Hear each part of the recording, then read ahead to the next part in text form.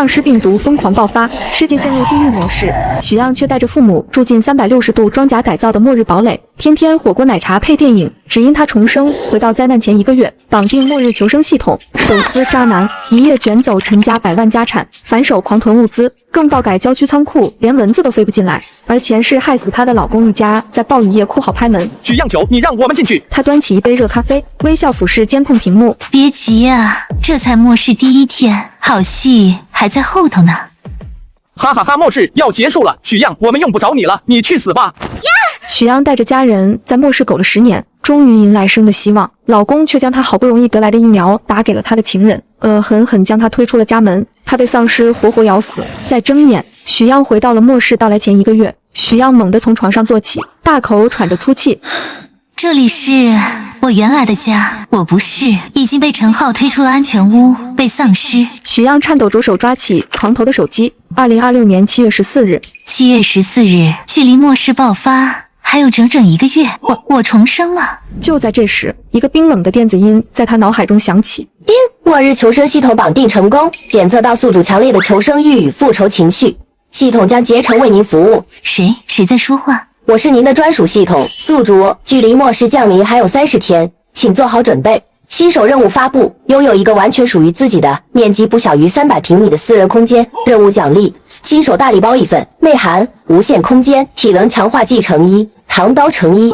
老天有眼，不仅让我重活一世，还给了我这么强大的金手指。陈浩、林婉婉，还有你们陈家所有的人，上一世你们家住在我身上所有的痛苦，这一世我要你们1000倍100倍的偿还。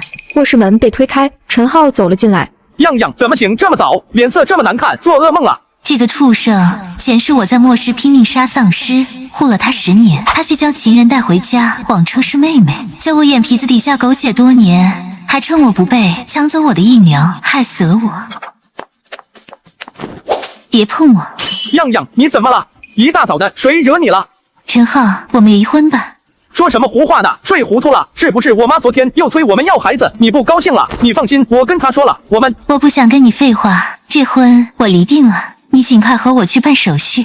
陈浩拉住许漾的手不放。陈浩，让开！我不让，除非你答应我不离婚。就在这时，许漾的脑海里再次响起系统的声音：提醒宿主，距离末世仅剩30天，时间紧迫，请勿在无意义的人和事上浪费生命。许漾眼神一凛，不再犹豫，他猛地抬脚，用尽全身力气，狠狠一脚踹在陈浩的膝盖上。啊！陈浩惨叫着跪倒在地，许漾趁机拉开门，头也不回地冲了出去。身后传来陈浩气急败坏的怒吼：许漾，你疯了！你给我回来！许漾快步走进电梯，电梯门缓缓合上，手机响起，是陈浩他妈。许漾划开接听，开了免提。许漾，你长本事了是吧？敢跟阿浩闹脾气了，还敢挂我电话？我告诉你，你别以为我们陈家娶了你就是你祖上积德了。我们阿浩要不是看你可怜，谁会要你这种不下蛋的母鸡？我命令你，现在立刻爬上给我滚回来，给阿浩道歉。上一世这样的话我听了10几年，每一次都默默忍受，为了陈浩，为了那个所谓的家。但现在，是吗？你什么态度？我什么态度？我劝你还是先管好你那个宝贝儿子吧，别在外面偷鸡摸狗，最后得病死了都没人收尸。还有，通知你一声，我要跟他离婚了，以后你们陈家的死活都跟我没关系。说完，许漾直接挂断了电话，并将号码拉黑。叮，电梯到达1楼，许漾走出电梯。第1步，取钱，我们家所有的积蓄1分都不能留给他们。第2步，租仓库。他拿出手机，打开地图软件，开始搜索郊区大型仓储出租信息。一条信息跳了出来：城东废弃工业园，350平米仓库，低价急租，水电齐全。就是你了。一辆出租车在荒草丛生的城东废弃工业园门口停下，许漾打量着眼前这个几乎被人遗忘的角落，满意的点了点头。这里远离市区，人迹罕至，正是我心中最理想的末世基地。一阵引擎轰鸣声由远及近，一辆破旧的面包车歪歪扭扭地开了过来，停在许漾面前。车窗摇下，一个皮肤黝黑、嘴里叼着烟的中年男人探出头，用审视的目光打量着许漾。喂，就是你打电话说要租仓库？是的，王哥你好，我叫许漾，我在网上看到你的信息，想租个仓库放点货。小姑娘家的，租这么大仓库干嘛？我可先说好，我这地方不许搞那些乱七八糟的。王哥放心，我做正经生意的，就是地方要得大一点，可以先看看仓库吗？行吧，跟我来。我这地方除了偏僻点没别的毛病。随着嘎吱作响的刺耳噪音，卷帘门缓缓升起，一股陈腐的霉味和灰尘扑面而来。阳光从开启的门缝中射入，照亮了仓库内部。这是一个极其宽敞的空间，高高的穹顶，厚重的混凝土墙壁，地面上还残留着一些陈旧的油污。整个仓库空无一物，只有回声在其中飘荡。怎么样，够大吧？足足350个平方，层高6米，你就是开个大货柜车进来都绰绰有余。许样迈步走了进去，径直走到墙边，伸出手指，用力地敲了敲墙体，传回来的是沉闷厚实的声音。钢筋混凝土结构，厚度至少有30厘米。他又走到卷帘门旁，仔细检查着门板的材质和门边的导轨，甚至用力晃了晃，确认其坚固程度。哎呀，你放心好了，这门是特种加厚钢板，防盗性能一流。以前这儿是个精密仪器厂，安保标准高着呢。电力呢？我需要24小时不间断供电。线路都是好的，这工业园有自己的独立变压器，电老虎，稳得很。水源呢？是市政供水。对，水管都是好的哦。那儿还有口备用深井，厂子废弃后就没用过了，不知道还有没有水。独立变压器，备用水井，太好了！这简直是为末世量身定做的堡垒。王哥，我很满意，我们谈谈价格吧。这个数1月5万，押1付3，少1分都不行。我租5年。啊，我租5年，但是我只接受押1付1。行吧，这破地方想找个冤大头也不容易。王德发迅速掏出一份租赁合同，两人签字。拿到钱之后，王德发头也不回地开车跑了，生怕许样会反悔。巨大的仓库里只剩下许样一个人。第1期任务完成，奖励发放，新手大礼包1份，内含无限空间、体能强化剂乘1、唐刀乘1。许样站在仓库中央，面前的空气中凭空浮现一个半透明的蓝色礼包图案，轻轻一点，礼包化作3道光芒，一道融入他的眉心，另外2道则化为一支注射器和一把连翘长刀，落在地上。许样感觉脑海中多了一个奇妙的维度，意念一动，地上的唐刀和强化剂瞬间消失，再一动，又凭空出现在手中。无限空间，上一世为了几包压缩饼干，我们就能拼上性命。有了这个，我还怕什么？他拿起那只装着蓝色液体的体能强化剂，将针头扎进自己的手臂，注射完，他随手拿起旁边一根废弃的钢管，双手微微用力，咔嚓一声，坚硬的钢管竟被他像泥麻花一样拧成了扭曲的形状。这就是力量的感觉。体能强化成功，宿主当前身体素质为普通成年男性的5倍。发布第2期主线任务，末世倒计时29天，请宿主在72小时内囤积价值不低于100万的生存物资。任务完成奖励：基因强化液乘1，仓库初级防御改造图纸乘1。任务失败惩罚抹杀。100万，正好就用陈浩的钱来为我的末世做准备。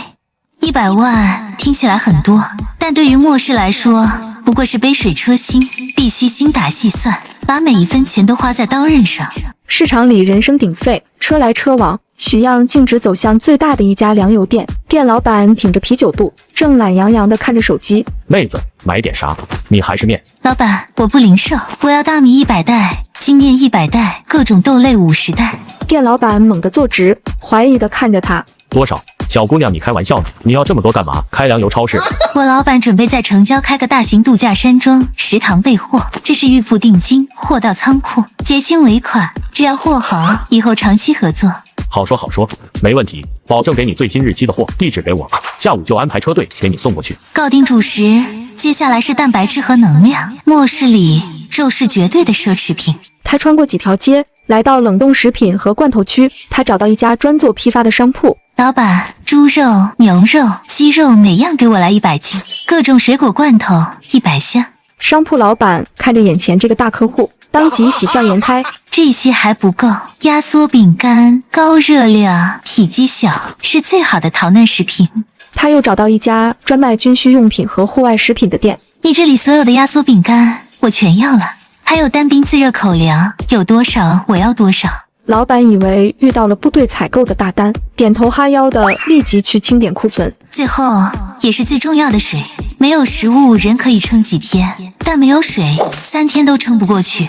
他来到饮用水批发区，直接订购了500桶大桶纯净水和2000箱瓶装矿泉水。许样走进一家大型药房，药品同样是硬通货，抗生素、消炎药、退烧药在末世比黄金还贵。为了不引人注目，我必须分批多家采购。跑了几十家药店，我终于买到了大量的抗生素，还有止痛药、肠胃药、感冒药。另外纱布、绷带、碘伏、酒精棉，这些外商处理的也囤积了许多，维生素片、钙片也不能少。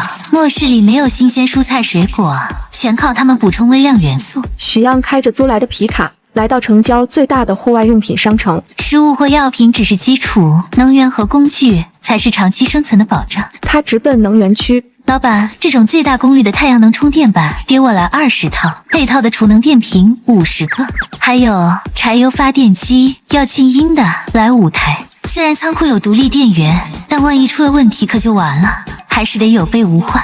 接着他又去了五金区，防御工事必须提前准备，钢板、铁丝网、水泥、沙子都要备上，还有斧头、撬棍、工兵铲，这些既是工具也是武器。他像个疯狂的采购员，将清单上的东西一一划掉：汽油桶、求生哨、净水吸管、打火石、军用手电、大功率对讲机，所有能想到的东西，他都毫不犹豫地买下。讲话的差不多了，所有货物都约好今天送到仓库，接下来就是见证奇迹的时刻。夜幕降临，一辆辆货车停在仓库门口，工人们在许样的指挥下，将山一样多的物资卸进仓库，几乎没有下脚的地方。老板，货都卸完了，您点点数。辛苦了，师傅们。送走所有人后，许样关上沉重的铁门，整个世界都安静了下来。他站在堆积如山的物资前，眼中闪烁着兴奋的光芒。前世的我，为了半块面包就能豁出性命，这一世我拥有了一座金山。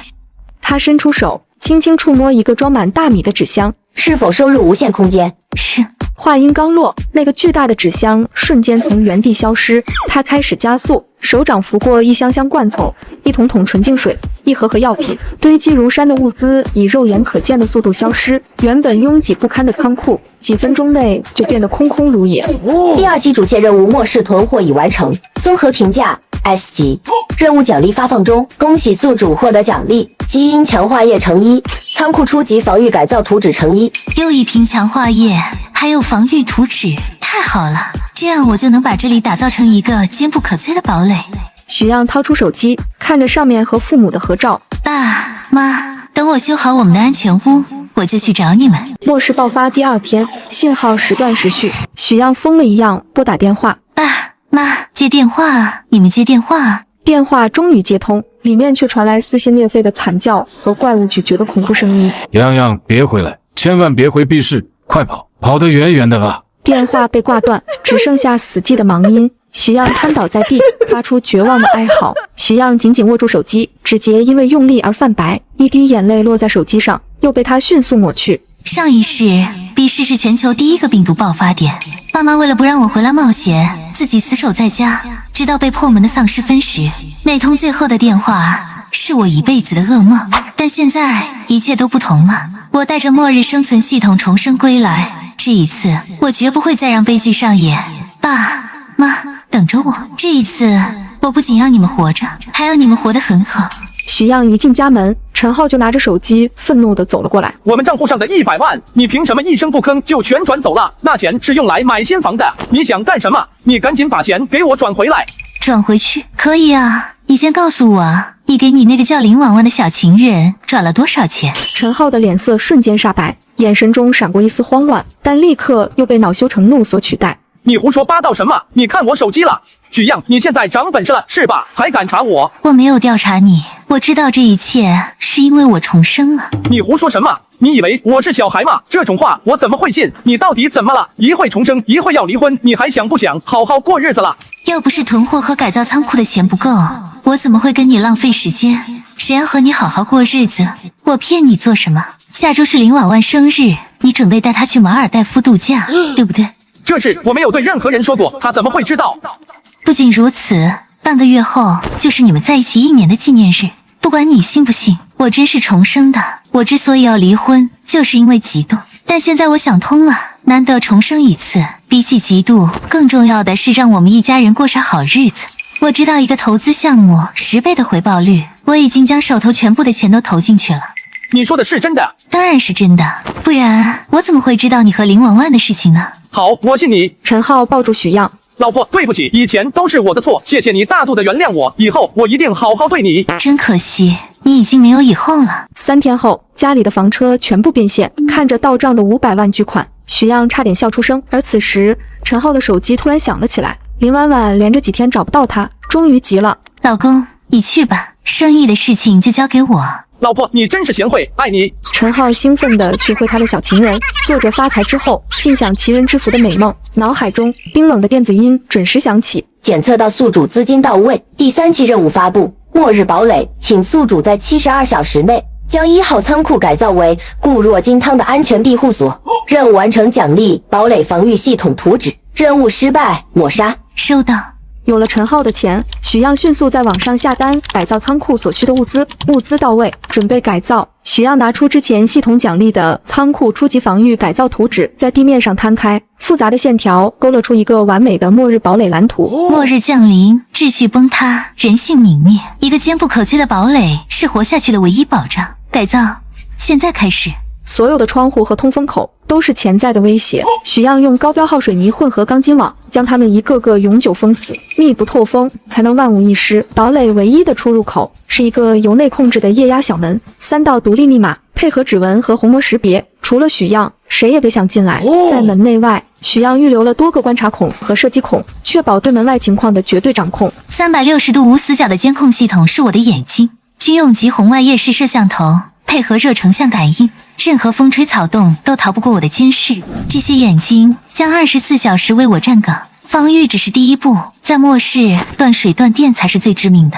仓库内部，一台巨大的柴油发电机被安放在一个独立的隔音间内，旁边是10几组像衣柜一样大的磷酸铁锂蓄电池、太阳能、柴油发电机、超大容量蓄电池组。许漾构建了3重供电保障，即使遭遇连续1个月的极端天气，这里的光明也绝不会熄灭。水是生命之源，许漾安装了工业级的反渗透净水系统，它可以过滤雨水、地下水，甚至是受污染的水源，将其净化为可以用的纯净水。配合这个20吨容量的储水箱，足够一家3口用上好几年。生存也要保证基本的生活质量。我用预制板材隔出了一个80平米的独立生活区，卧室、厨房、卫生间，麻雀虽小，五脏俱全，所有线路和管道全部重新铺设，隐蔽且坚固。独立的上下水系统和通风系统保证了生活区的舒适和卫生。这里将是末世里最温暖的港湾。3天3夜后，许漾站在仓库2楼自己搭建的简易控制台前，脸上满是疲惫。他面前是10几块监控屏幕，实时显示着仓库内外的景象。屏幕下方，电力、水位、温度、空气质量等数据清晰地跳动着。整个仓库已经大变样，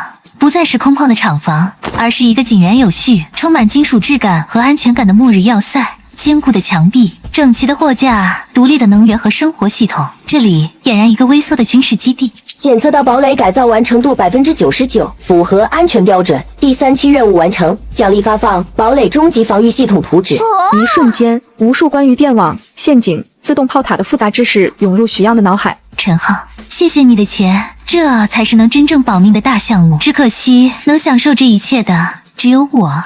又是3天的忙碌，许漾终于完成仓库的改造。仓库周围安装了整整3圈的电网，方圆5公里都布置了陷阱。仓库顶部还有自动炮塔，无论是丧尸还是不怀好意的幸存者，对他都没有威胁了。陈浩半躺在沙发上，林婉婉像猫一样依偎在陈浩怀里，手指在他胸口画着圈。陈浩打开手机免提，拨通了许漾的电话。漾漾在忙什么呢？刚忙完，正准备休息一下呢。怎么了，阿浩？没什么，就是想你了。哦，对了，顺便问问我投在你那儿的钱最近收益怎么样了？我跟婉婉最近看上了一辆新车。林婉婉娇嗔地捶了一下陈浩的胸口，对着电话那头用夹子音说道：漾漾姐，你可得加把劲呀！我跟阿浩就指望你带我们发财了呢。那辆玛莎拉蒂我真的好喜欢哦。你们放心吧，那笔投资我已经加了杠杆，再过段时间收益至少能翻10番，到时候别说玛莎拉蒂，买10样都够了。真的吗？漾漾，你真是我的贤内助。漾漾姐，你真厉害，不像我什么都不懂，只能依靠阿浩了。说什么呢？我和阿浩是夫妻，这都是我应该做的。好了，我这边还有点事，先挂了，回头聊。好，你先忙，宝宝。电话挂断，陈浩立刻抱起林婉婉，兴奋地在原地转了个圈。听见没？翻2番，那就是6000万。宝贝，你的玛莎拉蒂稳了。阿浩，你真棒。不过许漾他不会骗我们吧？她一个恋爱脑的纯女人罢了，我随便说几句甜言蜜语，她就能把心都掏给我。等钱一到手，我就跟她离婚，到时候咱们就拿着她的钱过我们的好日子。两人相视一笑，笑声中充满了对未来的憧憬和对许漾的鄙夷。先让你们好好得意得意，很快你们就笑不出来了。次日，许阳关上大门，走出仓库。爸妈，我来接你们了。这是一套充满了生活气息的老式居民楼。客厅里，妈妈正在摘菜，爸爸戴着老花镜在看报纸。门被敲响，妈妈起身开门。样样，你怎么回来啦？也不提前打个电话。许样走进门，放下背包，脸上露出温暖的笑容。想你们了，就回来看看。爸妈，我这次回来是想接你们去 A 市跟我一起住。爸爸放下报纸，扶了扶眼镜。胡闹，去 A 市干什么？我们在 B 市住了一辈子，街坊邻居都熟悉。你王叔叔还约我明天去钓鱼呢。就是啊，你爸的那些花花草草，还有我这刚腌上的咸菜，怎么离得开人 ？A 市人生地不熟的，我们不去。许样知道劝说父母并不容易，他深吸一口气，表情变得严肃。爸妈，不是跟你们商量，你们必须跟我走，立刻，马上。你这孩子怎么说话呢？什么叫必须？我们不去。来不及解释那么多了，就当是我求你们，相信我这一次，跟我去 A 市，那里我已经准备好了一切，绝对比这里安全。样样，你是不是出什么事了？工作不顺利，还是跟小陈吵架了？没有，我很好。总之，你们今天必须跟我走。一家人正在客厅里争执不下，气氛有些僵持。突然，窗外传来一阵刺耳的刹车声，紧接着是人群的尖叫和哭喊声，声音凄厉，划破了小区的宁静。外面怎么了？出车祸了！爸爸说着，便起身走向窗边，想要看个究竟。许样心中猛地一沉，一种不祥的预感涌上心头。不对，上一世末世明明是10天后才爆发的，怎么会提前了？爸，别过去，危险！但为时已晚，爸爸已经拉开了窗帘，楼下的景象让他瞬间呆立当场，瞳孔因恐惧而急剧收缩。只见小区的马路上一片混乱，几辆车撞在一起，冒着黑烟。一个穿着保安制服的男人正趴在另一个倒地的女人身上，疯狂地撕咬着她的脖子，鲜血四溅。那是什么东西？妈妈也凑过去看一眼，随即发出一声短促的惊叫，吓得瘫软在地。天哪，杀人了！许样一个箭步冲过去，哗啦一声将窗帘猛地拉上，将窗外的地狱景象隔绝。他的心跳得飞快，但眼神却在瞬间变得冷静而锐利。末世提前降临了，没有时间害怕。爸妈，听我说，现在外面很危险，我们必须立刻离开这里。他转身扶起瘫软的母亲，目光坚定地看着他们。从现在开始，一切都听我的，我会保护你们，带你们活下去。许样坐在沙发上，眼神凝重地划着手机屏幕，屏幕上是 B 市本地新闻的推送，标题写着突发，市中心发生恶性伤人事件，警方已介入，下面配着一张模糊的远景图。他点开评论区，各种言论迅速刷屏。什么情况？我刚路过，封路了，好多警车和救护车。听说跟疯狗病一样，逮着人就咬，太吓人了。楼上的别造谣，官方都说了是精神失常人员肇事，等通报。精神失常？我朋友就在现场，说那人眼睛都是全白的，力气大的吓人，根本不是正常人，视频都发不出来。果然和上一世一模一样，官方轻描淡写的通报，民众半信半疑的猜测，谁都不知道，这只是末日拉开的序幕。B 市就是一切的源头，而这一世，一切明显提前了。我必须在末世彻底来临前，将父母带回 A 市，刻不容缓。许样关掉手机，站起身，表情是前所未有的严肃。爸妈，我们现在就走。现在这都下午了，还能买到高铁票吗？不坐高铁了，我们自己开车走，立刻马上。公共交通不行，人流密集的地方最危险。爸妈对视一眼，虽然还是有犹豫，但想到之前发生的事情，心里害怕，还是决定和许样走。一辆黑色的硬派越野车在车流中穿行，许样面沉如水地开着车，时不时看一眼后视镜。后座上，爸爸和妈妈神色不安，车内广播正在播报新闻。针对今日网传 B 市出现不明原因暴力事件，市疾控中心专家表示，仅为个别散发病例，市民无需恐慌，切勿信谣传谣。你看，专家都说了没事，样样，是不是你太紧张了？许样没有回答，只是猛地一拔方向盘，将车驶离了拥堵的高速主路，拐上了一条看起来有些荒凉的国道。哎，样样，你这是要去哪？导航不是走这边啊？高速堵死了，一旦前面有事，我们就是瓮中之鳖。国道车少更安全。越野车在空旷的国道上飞驰，天色逐渐昏暗，周围的环境愈发寂静。突然，许样猛地踩下刹车，车胎与地面摩擦，发出刺耳的声音。怎么了？怎么了？在车灯的照射下，前方不远处，一辆白色小轿车撞在护栏上，车头已经变形。一个穿着白衬衫的男人正背对着他们，一动不动地站在路中间。是出车祸了吗？那人好像受伤了，我们要不要下去看看？谁都别动，把车门锁死。他话音刚落，那个男人仿佛听到了声音，身体僵硬地一顿一顿地转了过来。他他的脸上一片灰败，双眼翻白，嘴角挂着一丝暗红的血迹，喉咙里发出呵呵的怪响。那是什么东西？丧尸发现了他们的车，迈开扭曲的步子，摇摇晃晃地冲了过来。快开车撞过去！不行，撞上去车可能会受损，我们不能在这抛锚。他回头看了一眼吓得魂不附体的父母，待在车里，无论发生什么都不要出来。说完，许样转身从后座一个不起眼的行李袋里抽出一件用黑布包裹的长条物，他解开车门锁，推门下车，再反手将车门锁上，动作一气呵成。丧尸已经冲到近前，带着一股恶臭扑了上来，许样不退反进，手腕一抖，黑布散开，露出一把寒光凛冽的唐刀。新手任务：首次清除初级感染体，任务奖励生存点+10，基础体能强化继承1。面对扑来的丧尸，许样眼神一凛，他没有硬碰硬，而是侧身一滑，以毫厘之差躲过了丧尸的抓挠。丧尸因为惯性前冲，后背完全暴露。就是现在，许样脚下发力，身体如离弦之箭翻跟上，手中唐刀划出一道冰冷的银色弧线，扑哧一声轻响，丧尸的头颅冲天而起，在空中翻滚了2圈，重重地摔在地上，无头的尸体晃了2下，轰然倒地，黑色的血液流了一地。解决了。车内，爸爸和妈妈透过车窗，目瞪口呆地看着这一切，像是看到了什么最不可思议的画面。他们的女儿，那个文静温柔的女儿，刚刚杀了一个怪物。许样甩掉刀身上的污血，用黑布仔细擦拭干净，重新包好，放回原位。他拉开车门，坐回驾驶座，仿佛只是下车处理了一个小麻烦。车内死一般的寂静。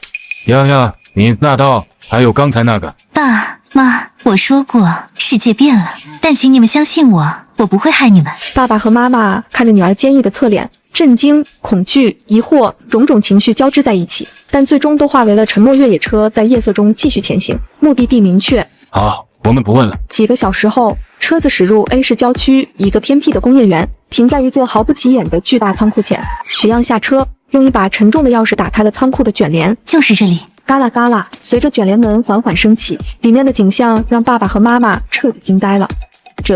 只见巨大的仓库内，一排排货架顶天立地，上面堆满了各种物资，真空包装的米面、成箱的罐头和饮用水，堆积如山的压缩饼干。另一边，发电机、太阳能电池板、医疗用品、各式工具，甚至还有几套防护服和防毒面具，一应俱全。这根本不是仓库，这是一个装备精良的末日堡垒。爸妈，我们到家了。我的天，样，你是什么时候？这得是多少东西啊？你什么时候准备的？这得花多少钱？爸妈，钱不重要，从今天起，这里就是我们的家，全世界最安全的地方。样，你老实告诉妈，到底发生什么事了？街上那些怪物，还有新闻里说的，你是不是早就知道了？你妈说的对，你花了那么多钱弄了这么个地方，肯定不是心血来潮。许样沉默片刻，他知道自己重生的秘密太过惊世骇俗，根本无法解释。我做了一个梦，一个很长、很真实的噩梦，梦里世界就变成了今天这样。我当时吓坏了，我分不清那到底是真是假，但我不敢赌，我宁愿当一个花了所有钱建了个没用堡垒的疯子，也不想失去你们。爸爸和妈妈对视一眼，从女儿坚定不移的眼神里，他们看到了不容置疑的决心。这个解释虽然离奇，但结合外面的乱象和女儿的行动，却又显得那么真实。我可怜的孩子，这么大的事，你一个人扛了多久？一个梦好，就当它是一个梦。呀，你做的对，你救了我们一家。爸妈，你们先好好休息，这里我装了最顶级的安保系统，门窗都是特种钢材，什么东西都进不来，有我呢。那陈浩还有你公公婆婆什么时候过来？爸妈，陈浩背叛了我，我不会再管他们一家了。爸妈对视一眼，脸上写满了心疼。过了一会，爸爸叹了口气，既然这样，那就不管了，我们一家人好好过。电视里播放着早间新闻，女主播正以平稳的语调播报着国际财经，仿佛世界上的一切都还井然有序。许样坐在沙发上，刷新着论坛。爸爸和妈妈端着早餐从厨房里走出来，脸上带着劫后余生的恍惚。新闻上什么都没说，就跟我们路上遇到的那事儿一样，网上连个炮都没有。没有才吓人呢，这说明事情比我们想的还要严重。现在我是彻底信我们家样了。爸妈仔细检查过许样囤积的物资，决定再添置些。我和你妈的养老钱有50万，这次全都拿出来，一定让我们一家人在末世好好活下去。好，我手里还有100万，接下来我们就进行最后一次采购吧。许样一家3口直接走到一个大型的蔬菜批发摊位前。美女要点什么？我们家菜都是刚从地里摘的，新鲜。许样掏出清单，囤积了大量蔬菜、海鲜、新鲜肉类、调料、日用品以及种子。样样，你买这么多东西，坏了怎么办？妈，你放心，我自然是有办法的。只要将这些物资放进空间，那过多久也不会坏的。摆在仓库的物资只是一部分，更多的都在我的空间中。有空间在，就算是末世，我也能吃到新鲜的蔬菜。之后，他们又囤积了大量服装、书籍、电子产品、娱乐工具，确保在末世也不会无聊。许样还买了给他和妈妈的各类零食，以及给爸爸的烟酒，将手里的钱全都花光。一家人终于满意回了家，没有逼回父母。许样直接当着他们的面，将鱼虾肉类和蔬菜、大批调料收进了空间，做到永久保鲜。另一边，林婉婉租住的公寓内，陈浩惬意地靠在沙发上，怀里搂着林婉婉。正在两人有说有笑的时候，陈浩的电话声响起。儿子，你怎么把房子给卖了？这么大的事情，怎么不跟爸妈商量呢？哎呀，你们不用管，我拿钱去做投资了，这项目稳赚不赔。许样亲口说的10倍回报率，现在就是需要一笔启动资金，等钱一到账，别说1套房子，10套都给你买回来。真的？那能赚多少钱啊？多少？妈，你的格局要打开。我跟你说，这笔钱一回来，少说也是8位数，到时候我给你和爸换辆100万的车，再请2个保姆伺候你们。电话那头的陈母沉默了几秒，随即爆发出狂喜的笑声。哎呦，我的好儿子，我就知道你最有出息，那感情好啊。不过浩子，你可得把钱抓紧了，别都让许阳那个狐狸精给捏在手里。放心吧妈，他那么爱我，还能翻出我的手掌心。等拿到钱，第一件事就是跟他离婚，把他扫地出门。咱们家的钱凭什么让一个外人沾光？对，到时候让他净身出户。这几年也算是没白养他，总算给咱们家做了点贡献。电话挂断，陈浩搂住林婉婉亲了一口。听见了吗？等拿到钱，我就和许样离婚，光明正大娶你进门。亲爱的，我就知道你不会让我失望的。不过这钱什么时候能到账啊？人家都迫不及待要和你结婚了。急什么？我这就去问许样。许样一心想着和我好好过日子，才不敢敷衍我。陈浩说着，拿起手机，得意洋洋地拨通了许样的电话，并按下了免提。喂，样样啊，睡醒了没？有事？当然有事。那笔6000万的投资流程走到哪一步了？你抓紧点，我这边等着钱用呢。林婉婉在一旁听到，故意发出娇媚的笑声，挑衅意味十足。就是啊，样样姐，我跟浩哥都计划好了，等钱一到，我们就去马尔代夫度蜜月呢。电话那头沉默了2秒。投资？陈浩，你是不是觉得我许样就是个傻子？陈浩脸上的笑容一僵。你什么意思？我的意思就是，你出轨背叛我的时候，就该想到会有今天。你真以为我会原谅一个背叛者，还送上6000万祝福你们？你脑子被门夹了，还是被林婉婉的香水熏晕了？陈浩和林婉婉的脸色瞬间变得惨白。许样，你耍我们？许样，你他妈敢耍我，那可是我的全部资产。那又怎么样？现在是我的钱了。你这个毒妇，你这个贱人，这就受不了了。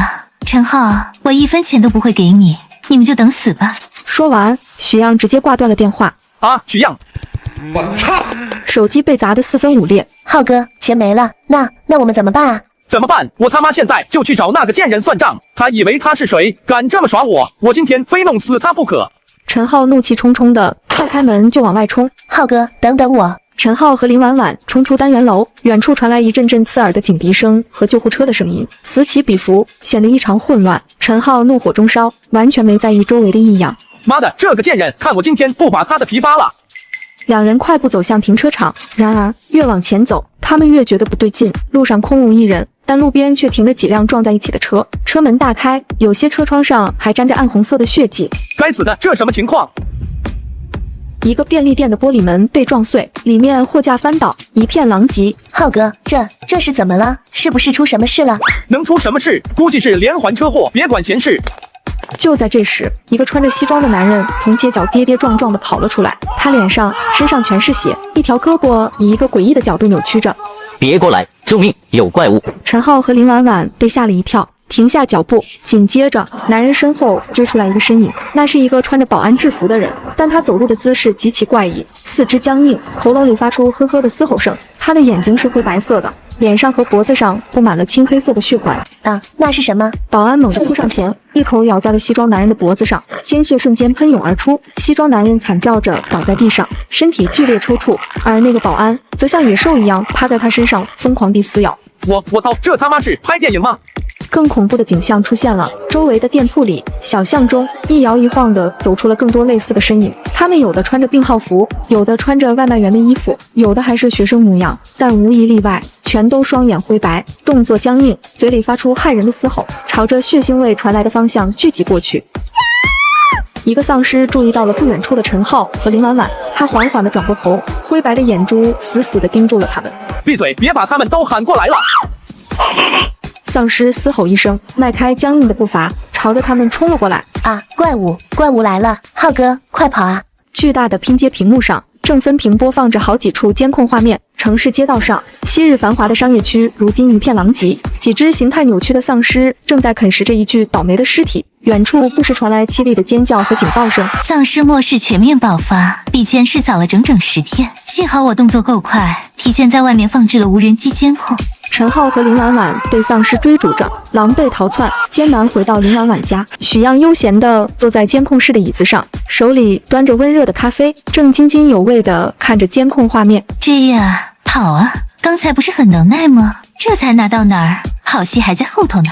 他拿起一颗洗得晶莹剔透的草莓，慢条斯理地放进嘴里，甜美的汁水在口腔中爆开。上一世你们把我推向丧尸群，这一世我就让你们好好尝尝什么叫绝望。林婉婉和陈浩背靠着被沙发和柜子堵死的房门，大口大口地喘着粗气，脸色惨白如纸。阿浩，那些到底是什么东西？他们在吃人！陈浩惊魂未定，强撑着站起来，走到窗边，小心翼翼地撩开窗帘一角向外看。楼下的街道上，混乱仍在继续，刺耳的警报和尖叫声汇成一片末日交响曲。别自己吓自己，可能是什么电影宣传的恶作剧吧，或者是什么新型病毒，新闻上怎么说？林婉婉颤抖着手拿出手机，网络上大家都在讨论丧尸末世来了，全国各地都有丧尸变异咬死人的事情。这真的是末世，我好了啊！阿浩，从早上到现在什么都没吃，我们找点东西吃好不好？就知道吃，现在是想这个的时候吗？你说什么？刚才要不是你非要下楼，我们会被那些怪物追吗？我饿了想吃点东西有什么错？行了，别哭了，去找你家冰箱里有什么吃的。林婉婉满怀希望地拉开她那台价值不菲的双开门大冰箱，然而巨大的冰箱里只有几瓶巴黎水，一瓶喝了一半的香槟，几片孤零零的柠檬和一小盒已经过期的鱼子酱。怎么会？什么都没有。他又发疯似的拉开一个个橱柜，里面除了成套的昂贵餐具，就只有一些调味品和几包咖啡豆。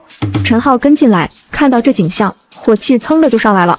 林婉婉，你这房子是样板间吗？一点能吃的东西都没有，连包泡面都没有。我平时都不在家做饭的，都是点外卖或者在外面吃，你又不是不知道。陈浩一脚踹在橱柜上，发出巨大的响声。我怎么知道？我以为你至少会像个正常人一样在家里备点吃的，现在怎么办？喝西北风啊！林婉婉被他吓得一哆嗦，也来了脾气。你冲我发什么火？你不也一样？你在我这里住的这段时间，要是买点菜，我们现在至于这样吗？你比起许漾真是差远了，他至少会做饭。你还觉得许漾好？你忘了是谁将你全部钱都骗走的？你被他骗得一无所有，跟个丧家之犬一样，只能缩在我家里。我要是不收留你，你就得出去被丧尸咬死。许漾看着屏幕里狗咬狗的两人，拿起一个饱满多汁的红苹果，咔嚓咬了一大口，真精彩！这才第1天就撑不住了。昏暗的房间里，窗帘被死死拉上，林婉婉蜷缩在沙发角落，脸色惨白，嘴唇干裂，正有气无力地抱着肚子。浩哥，我好了，我真的要饿死了，我们已经1天没吃东西了。陈浩烦躁地在客厅里来回踱步，听到林婉婉的抱怨，猛地停下脚步。叫什么叫？你以为我不饿吗？家里连一包泡面都没有，水也快停了。早知道会这样，当初就该多买点东西。你凶我干什么？谁能想到世界会变成这样？窗外传来丧尸沉闷的嘶吼和抓闹声，让两人的神经更加紧绷。都是许漾那个贱人，肯定是他搞的鬼。他之前莫名其妙问我要那么多钱，说什么投资，结果人就消失了。现在又冒出来这些鬼东西。现在说这些有什么用？我们快要死了。陈浩猛地一顿，像是想到了什么，眼中闪过一丝金光。他快步走到墙角后，拿起手机。你要干什么？给许漾打电话。你疯了？你还找他干什么？你忘了他是怎么对我们的吗？他肯定在某个地方看我们笑话。闭嘴！你懂什么？他既然能提前知道，说不定就有活路。现在只有他能救我们，活下去最重要，懂吗？陈浩不再理会林婉婉，手指颤抖着拨通了许漾的电话。许漾正坐在柔软的沙发上，面前的茶几上摆着精致的草莓蛋糕和一杯冒着热气的奶茶。面前的巨大监控屏幕上，正清晰地显示着陈浩焦急的脸。电话接通，传来陈浩急切又刻意压低的声音：“漾漾，是你吗？漾漾。”许漾慢条斯理地将蛋糕送入口中，细细品味后，才拿起手机按下了免提。哦，原来你还活着。这冷淡的反应让陈浩一噎，但他立刻调整过来。样样，太好了，你没事，我好担心你。外面到处都是怪物，你现在在哪里？安不安全？许样轻笑一声，声音透过听筒，在死寂的客厅里显得格外清晰。你担心我？我以为你正和你的真爱享受二人世界，没空理我这个前妻呢。陈浩的脸上一阵青一阵白，旁边的林婉婉死死咬着嘴唇，眼中满是屈辱。不是的，样样，你听我说，都是我的错，是我鬼迷心窍，是我对不起你。我和林婉婉，我们只是一时糊涂，我心里最爱的人一直是你啊。陈浩你，陈浩狠狠瞪了他一眼，用口型无声的警告：闭嘴。样样，我知道错了，我真的知道错了。还有之前你要钱的事，是我误会你了，我不该怀疑你。现在末世来了，钱也没用了，那笔账就一笔勾销，我原谅你了，好不好？我们别再计较过去了。听到我原谅你了这几个字，许样嘴角的笑容变得冰冷而嘲讽。真是死心不改，到了这种时候还摆出一副高高在上的姿态，施舍我他的原谅。哦，你原谅我了，那我可真是要谢谢你的大度了。不用谢，我们之间还用说这些吗？样样，你现在在哪？我想去找你，我想保护你。保护我？许样像是听到了天大的笑话，笑出了声。他想了想，抬起手机，按下了视频通话的请求。光说有什么用？不如我们打开视频看看，让我看看你的诚意。陈浩一愣，随即狂喜，立刻点了接受。陈浩和林婉婉的眼睛瞬间瞪大了，他们看到了许样身后那一排排顶到天花板的货架，货架上堆满了琳琅满目的物资，桶装水、大米、面粉、各种罐头、自热火锅、薯片、巧克力、零食，甚至还有医疗用品和太阳能，以及各种日常工具。这是？许样没有回答，只是举着手机，缓缓地在自己的安全屋里走动。镜头扫过正在运转的跑步机，角落里嗡嗡作响的柴油发电机，水龙头里流出的清澈自来水，还有一个巨大的双开门冰箱，里面塞满了鲜肉和饮料。怎么样？我这里还不错吧？忘了告诉你，重生是真的。我早就知道末世要来，所以提前花光了我们所有的积蓄，准备了这些东西。重生是真的这4个字如同炸雷，在陈浩和林婉婉的脑中轰然炸响，他们终于明白了一切。陈浩的呼吸变得无比粗重，眼中爆发出强烈的贪婪和渴望，他几乎要扑到手机屏幕上。样样，不，老婆，我的好老婆，我就知道你最厉害了，求求你救救我，让我过去吧，我给你当牛做马都行。看在你道歉这么诚恳的份上，我可以给你一个机会。陈浩的眼睛瞬间亮了，我的安全屋可以让你进来，看在我们过去的情分上，我也可以允许你带上你的父母。真的吗？太好了，样样，你真是太好了。许样抬手打断了他的话，但是我的安全屋很宝贵，容不下垃圾。他的视线透过屏幕落在了陈浩身旁，脸色煞白的林婉婉身上。我的条件很简单，把它丢下。林婉婉浑身发抖，不敢置信地看着手机屏幕里的许样，接着缓缓地走到陈浩身边。浩哥，你听见了吗？他在让你丢下我，你不会的，对不对？你快告诉他，你不会这么做的。陈浩的身体僵住了，他的眼睛死死盯着手机屏幕里许样那张冷漠又美丽的脸，以及他身后那代表着生的无尽物资。他的喉结上下滚动，贪婪和求生的欲望彻底压倒了一切。他挣脱林婉婉的手臂，然后缓缓地向后退，拉开了与林婉婉的距离。样样，你放心，我跟他本来就没什么，都是他勾引我的，我马上就处理掉这个麻烦。陈浩，你这个畜生！陈浩猛地转头，脸上再无一丝犹豫，取而代之的是狰狞和不耐烦。闭嘴！要不是你这个贱人，我早就跟样样过上好日子了，现在还想拖累我，你做梦！他一把将林婉婉推倒在地，眼中闪烁着凶光。徐样拿起苹果，轻轻咬了一口，脸上带着欣赏好戏的冰冷的微笑。做得好，那你就去接你父母吧，我发给你地址。如果我很轻易就原谅了陈浩，允许他进我的安全屋，他一定不会轻易上钩。可如果我做出一副吃醋的模样，以他的自大，一定会以为我爱他爱得要死。之前做的所有事情都是因为嫉妒，而我要的就是这个效果。许样挂断视频通话，将一个早就准备好的虚假地址通过短信发送了出去。陈浩，希望你喜欢我为你准备的全家团圆大礼。陈浩看着手机屏幕上弹出的地址信息，脸上是抑制不住的狂喜。太好了，他果然还爱着我。安全屋物资，我们有救了！嘿嘿。他猛地一踩油门，车子咆哮着加速，溅起路边的污水。他拿起手机，拨通了电话。爸妈，我们有救了！儿子，这是怎么回事啊？外面有好多怪物，我好害怕。妈，你别急，现在外面多了好多怪物，你可千万别出门，我这就来接你们。许样不知道走了什么狗屎运，提前知道了末日，准备了一个堆满物资的安全屋，他亲口答应了，让我们一家都住进去。真的，许阳还有这本事？是真的，别说这些了，你们就在家等着，我马上就到。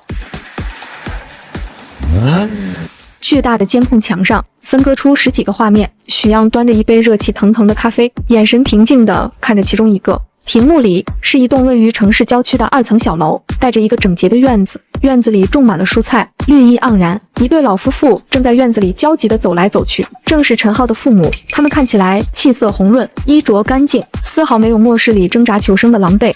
住在郊区，周围人口密度低，自己种菜，自给自足，比起城里那些为了半块面包就拼命的人，你们的日子还真是清闲。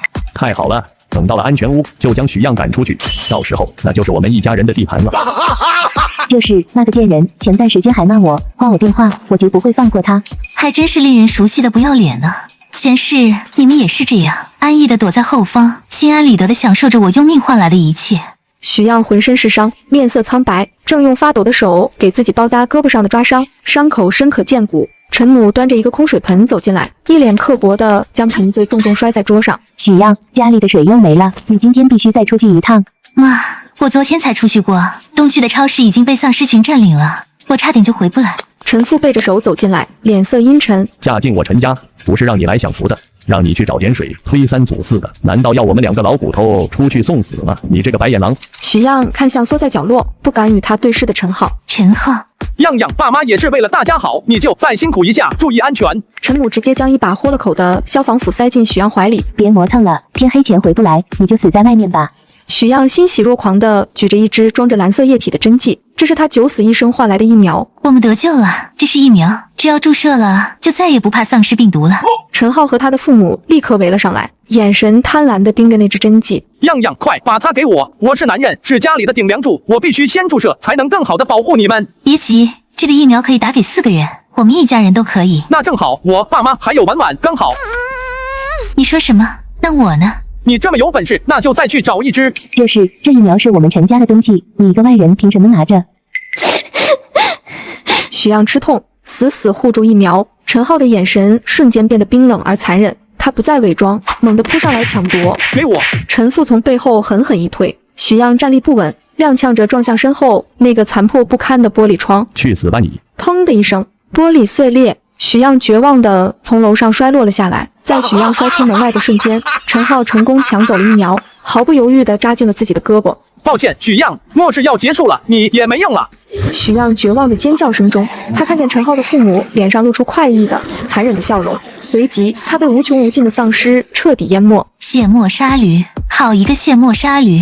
陈家人，这一世游戏规则由我来定。你们不是喜欢躲在安全的壳子里，享受别人的牺牲吗？好戏开场了！陈浩双眼布满血丝，死死盯着前方，油门踩到了底，砰一声，一个蹒跚的丧尸被车头撞飞。陈浩连眼皮都没眨一下。许样，你最好没骗我，等我接到我爸妈住进你的安全屋，看我怎么收拾你。他又想起视频里许样那张平静的脸和他描述的安全屋，4季恒温，水电网全通，还有吃不完的食物。哼，算你识相，等我安顿下来，这安全屋就是我的了。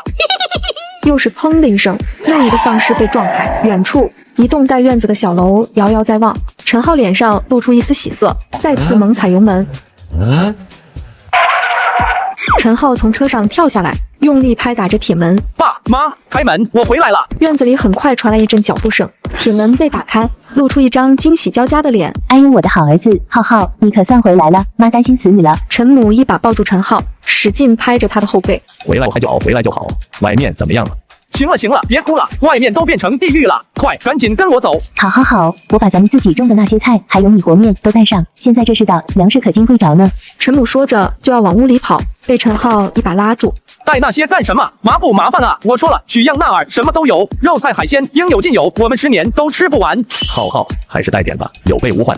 备什么换？你们懂什么？许样求着我去呢，他一个人守着那么大的安全屋，害怕，巴不得我们全家都搬过去。现在是我说了算。陈浩一脸倨傲，仿佛他已经是安全屋的主人。对，我儿子说的对，还是我儿子有本事。许阳那丫头能嫁给我们浩浩是她的福气。那我们带几件换洗衣服就行了吧？衣服也不用带，他说了，里面连高档服装都有。赶紧的，别磨蹭了，路上不安全。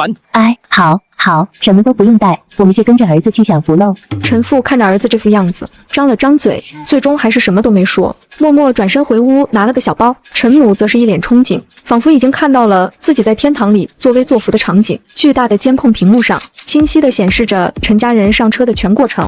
许漾坐在舒适的电竞椅上，端着一杯热气腾腾的咖啡。但凡你们能少一点贪婪，哪怕是带上一袋米、一瓶水，也不至于落到这样的结局。他看着监控里，陈浩驾驶着车，载着父母往他给的那个虚假地址开去。那是一片废弃的工业区，也是附近有名的丧尸聚集地。前世你们逼着我出去找食物，自己却躲在屋里吃香喝辣。现在就让你们尝尝什么是真正的饥饿和绝望。他切换了另一个监控画面，画面里废弃工厂周围密密麻麻的丧尸正在游荡。越野车缓缓驶入一片荒凉的工业区，停在一栋锈迹斑斑的废弃工厂前，周围一片死寂，只有风吹过破败窗户发出的呜呜声。浩浩，你确定是这儿？这破地方怎么看也不像安全屋啊！地址就是这儿啊，可能是外表做的伪装吧？对，一定是伪装，越安全的地方伪装的越破。他强行给自己找了个理由，然后跳下车，走到紧闭的铁皮大门前。许漾，开门，我们来了。空旷的厂区里，只有他的回声在回荡。许漾，你死哪儿去了？我儿子来了，还不快开门！依旧无人应答。陈父也感觉不对劲了，他紧张的四处张望，总觉得暗处有什么东西在窥视。浩浩，要不我们先回车上，这里不对劲。爸，你怕什么？他敢不给我开门？许漾，你耳朵聋了吗？赶紧给我滚出来开门！这一次回应他们的不再是回声，远处几道蹒跚的身影从废墟后转了出来，喉咙里发出呵呵的声响，朝着他们的方向慢慢围了过来。那是什么？丧尸？怎么会有丧尸？不可能！许漾，你个贱人，你开门啊！他发疯似的捶打着铁门，发出哐哐的巨响，但这声音反而吸引了更多的丧尸。四面八方，越来越多的丧尸被声音吸引，步履蹒跚但坚定地围了过来。浩浩，快上车，快走啊！陈浩回头一看，脸色瞬间惨白如纸，来时的路已经被7、8个丧尸堵住了。许漾，我错了，我求求你，你开门好不好？让我进去，求求你了。许漾，好孩子，妈以前对你不好，妈给你道歉，你让我们进去吧，求你了。然而，巨大的铁门依旧纹丝不动，像一堵冰冷的绝壁，隔开了生与死。绝望之中，陈浩终于明白了，许漾，你算计我，你耍我。他终于意识到，从头到尾这就是一个骗局。陈母从地上爬起来，状若疯癫地指着大门破口大骂：许漾，你个小贱人，你不得好死！你敢骗我们，我做鬼也不会放过你啊！一个丧尸已经扑到了他的脚边，一口咬在了他的小腿上，凄厉的惨叫响彻了整个废弃工业区。啊，浩子，救我！快来救我！把这个鬼东西从我身上拉开！陈浩惊恐地看着这一幕，下意识地后退了2步，脸上写满了恐惧，却没有上前。妈，我过不去啊！陈父见状，脸色一变，果断地一把抓住陈浩的胳膊，用尽全力往越野车的方向拖。走，快走！他被咬了，已经没救了。你想我们爷俩都死在这儿吗？陈浩被拽得一个踉跄，回头看了一眼血泊中的母亲。可是那是我妈。现在她就是个会咬人的怪物，你还想不想活了？陈母眼睁睁看着丈夫和儿子非但没有救她，反而转身逃跑，眼中瞬间充满了绝望和怨毒。陈建国、陈浩，你们2个没良心的畜生！为了活命连我都不要了，我做鬼都不会放过你们，我咒你们不得好死啊！他的话还没说完，更多的丧尸便一拥而上，瞬间将他的身体淹没。撕咬声、骨头碎裂声和模糊的惨叫声混在一起，很快又归于沉寂。陈浩和陈父头也不回地爬上车，陈浩甚至手抖的几次都插不进车钥匙。废物，快开车！越野车发出一声轰鸣，猛地窜了出去，将围上来的几个丧尸撞飞，疯狂地逃离了这片人间地狱。车内气氛死寂，父子俩谁都没有说话。陈父大口喘着粗气，陈浩则双手死死攥着方向盘，眼神空洞。车子在公路上疾驰了10几分钟，终于开回了他们位于郊区的2层小屋。终于回家了。然而，当车灯照亮前方时，父子俩同时僵住了。原本还算安全的小屋，此刻院门大开，门口、院子里，甚至屋顶上都挤满了黑压压的丧尸。他们不知疲倦地撞击着脆弱的木门和窗户，发出砰砰的闷响。怎么会这样？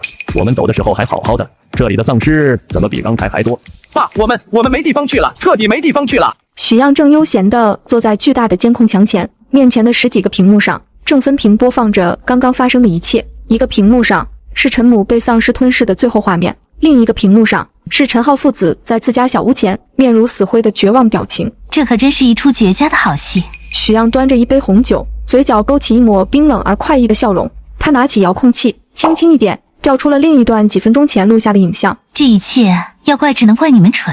画面中，就在陈浩一家开车离开后不久，一个无人机悬挂着大串鞭炮，冲进了陈家未熄灭的火炉中。噼里啪啦的巨大声响和刺眼的火光在寂静的黑夜中传出很远，被鞭炮声吸引的丧尸如同潮水一般从四面八方涌向陈家小屋，很快就将那里围得水泄不通。贪婪是会付出代价的，而你们一家罪孽深重，这才只是个开始。别急，好戏还在后头。他话音刚落，桌上的手机就响了起来，来电显示正是陈浩。许阳眼中闪过一丝嘲弄，他按下了米皮键，将手机随手放在桌上，悠闲地坐在椅子上，好整以暇地准备欣赏接下来的表演。电话一接通，陈浩崩溃的哭喊声就传了过来。样样，我错了，我真的错了，你开门吧，求求你，让我们进去吧，外面全是丧尸，我们没地方去了。许阳没有说话，只是晃了晃杯中的红酒，目光冰冷地注视着监控里陈浩那张涕泪横流的脸。陈浩听不到回应，更加慌乱和绝望。样，你说话啊！你忘了我们以前了吗？你忘了你生日的时候，我为了给你买那个你最喜欢的草莓蛋糕，跑遍了整个市中心吗？还有你发高烧那次，我不是守了你一整夜吗？那些过去你都忘了吗？听到这里，许阳终于嗤笑一声：“陈浩，没想到你记性这么好啊！”你记得，你当然都记得。样，看在我们过去这么多年的情分上，你就原谅我这一次好不好？我爸妈他们也是一时糊涂。我妈她已经死了，我代他们向你道歉。只要你让我进去，我给你当牛做马，做什么都行。情分，陈浩，你也配跟我提情分？电话那头的陈浩愣住了。你送我的生日蛋糕是用我辛辛苦苦坚持半个月给你买限量版球鞋剩下的零头买的。你守着发烧的我一夜，是因为第二天就要交毕业设计。你逼着我通宵给你画完图纸。这些你是不是也记得很清楚啊？我们恋爱3年，你有做过一件对得起我的事情吗？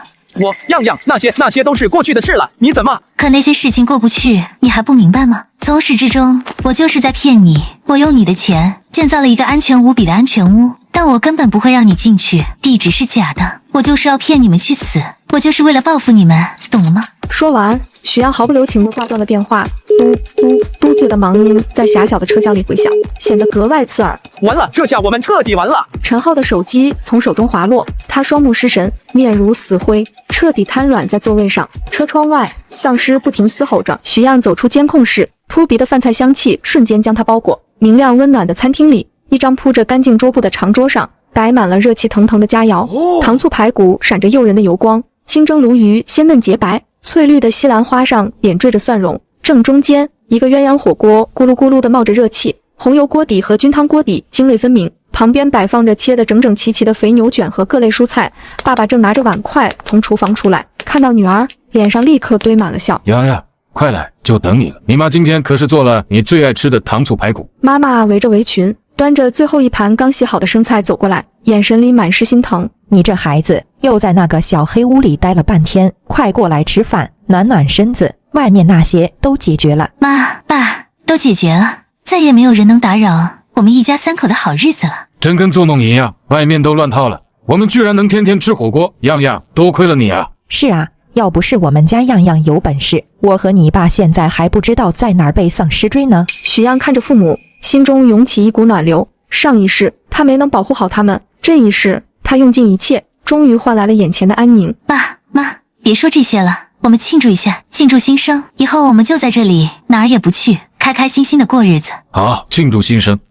我们一家人再也不分开了。一家3口温馨的碰杯，温暖的灯光下，3人的笑脸幸福而满足。窗外是死寂的末世，而这一方小小的天地却宛如天堂。时间飞逝，半个月一晃而过。这段时间，许样有时带着父母在装备齐全的健身房里锻炼身体，爸爸在跑步机上挥汗如雨，妈妈在练瑜伽，许样则是在练习格斗术，动作干脆利落。样这身手真是越来越好了，爸爸为你骄傲。有时一家3口围在巨大的投影幕布前看电影，手里抱着零食和可乐，笑得前仰后合。还能一家人一起看电影的日子，真是太美好了。在这与世隔绝的钢铁堡垒里，一家人仿佛生活在世外桃源。丰富的物资让他们衣食无忧，强大的防御系统给了他们十足的安全感。末日的残酷似乎已经离他们远去。爸爸妈妈，只要你们在我身边，我就是最幸福的人。而外界残忍的一幕幕在全球的各个角落展开，有人为救至亲沦为丧尸，有人为了逃生推家人去死，官方的救援杯水车薪，世界彻底乱套，秩序已成为空谈，各大商超被洗劫，无数人将武器对准同胞，只为抢夺一口食物。可这只是末世的开始，未来只会越来越惨烈。餐厅内，暖黄色的灯光洒在丰盛的餐桌上，番茄炖牛腩、油焖大虾、蚝油生菜，还有一锅热气腾腾的菌菇汤。许样一家3口围坐在一起，脸上洋溢着幸福的笑容。样样，快尝尝妈今天新研究的菜谱，看看好不好吃。妈做的肯定好吃，这小日子神仙来了都不换。谁说不是呢？想当初我还担心这末世怎么过，现在看来有咱们这安全屋，有吃有喝，比末世前还舒坦。许样正要说话，突然整个安全屋响起刺耳尖锐的警报声，滴滴滴。怎么了这是？警报怎么响了？安全屋的灯光瞬间切换成代表最高警戒的红色，不断闪烁。爸爸妈妈脸上的笑容瞬间凝固，转为惊慌。爸妈，你们待在这里，千万别出去，我去监控室看看。说完，许样迅速起身，快步冲向监控室。许样冲进监控室，巨大的电子屏幕墙上，几十个监控画面正实时显示着仓库外的情况。看到画面的瞬间，饶是许样也忍不住倒吸一口凉气。怎么会这样？仓库四周黑压压的一片，全是丧尸，他们密密麻麻，一眼望不到头，如同潮水般将整个仓库围得水泄不通，正疯狂地用身体撞击着仓库坚固的金属外墙。砰砰砰，沉闷的撞击声仿佛擂鼓，震得人心发慌。不对劲，这太不正常了。我选的这个郊区仓库位置偏僻，人迹罕至，方圆10里连个村子都没有，怎么可能在这么短的时间内聚集起这么多丧尸？许样迅速在操作台上操作，调出一个个高清摄像头，开始进行远距离拉近放大。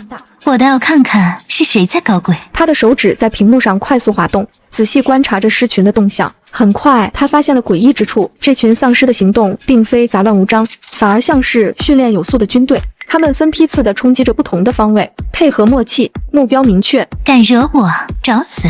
在尸群后方，一个模糊的人影若隐若现。果然有东西在指挥他们。许样立刻锁定那个人影，将主屏幕的画面切换过去。这会是谁呢？人影的轮廓显现出来，是一个女人。她穿着一身脏污的连衣裙，长发凌乱，但身形站得笔直。那张脸慢慢呈现在许样眼前，苍白、阴冷，嘴角带着一丝诡异而怨毒的微笑。林婉婉，怎么可能是她？她不是应该早就死了吗？为什么会在这里，还能指挥丧尸？这到底是怎么回事？强烈的疑惑和不安涌上心头，许样立刻打开林婉婉小区的监控，他快速回溯时间，将监控画面定位到半个月前，陈浩抛下林婉婉独自逃走的那一天。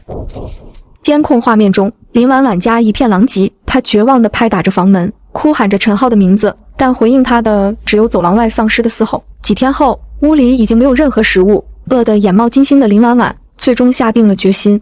拜托，一定不要有丧尸！她握着一把水果刀，颤抖着打开房门，小心翼翼地探出头。走廊里空无一人，她贴着墙，准备下楼找吃的。就在她走到楼梯口的瞬间，一个躲在转角阴影里的丧尸猛地扑了出来。啊！林婉婉发出一声短促的尖叫，被丧尸狠狠扑倒在地。丧尸张开血盆大口，毫不犹豫地咬在了她的肩膀上。林婉婉痛苦地挣扎着，但很快就失去了力气，眼睛里的光芒也渐渐熄灭。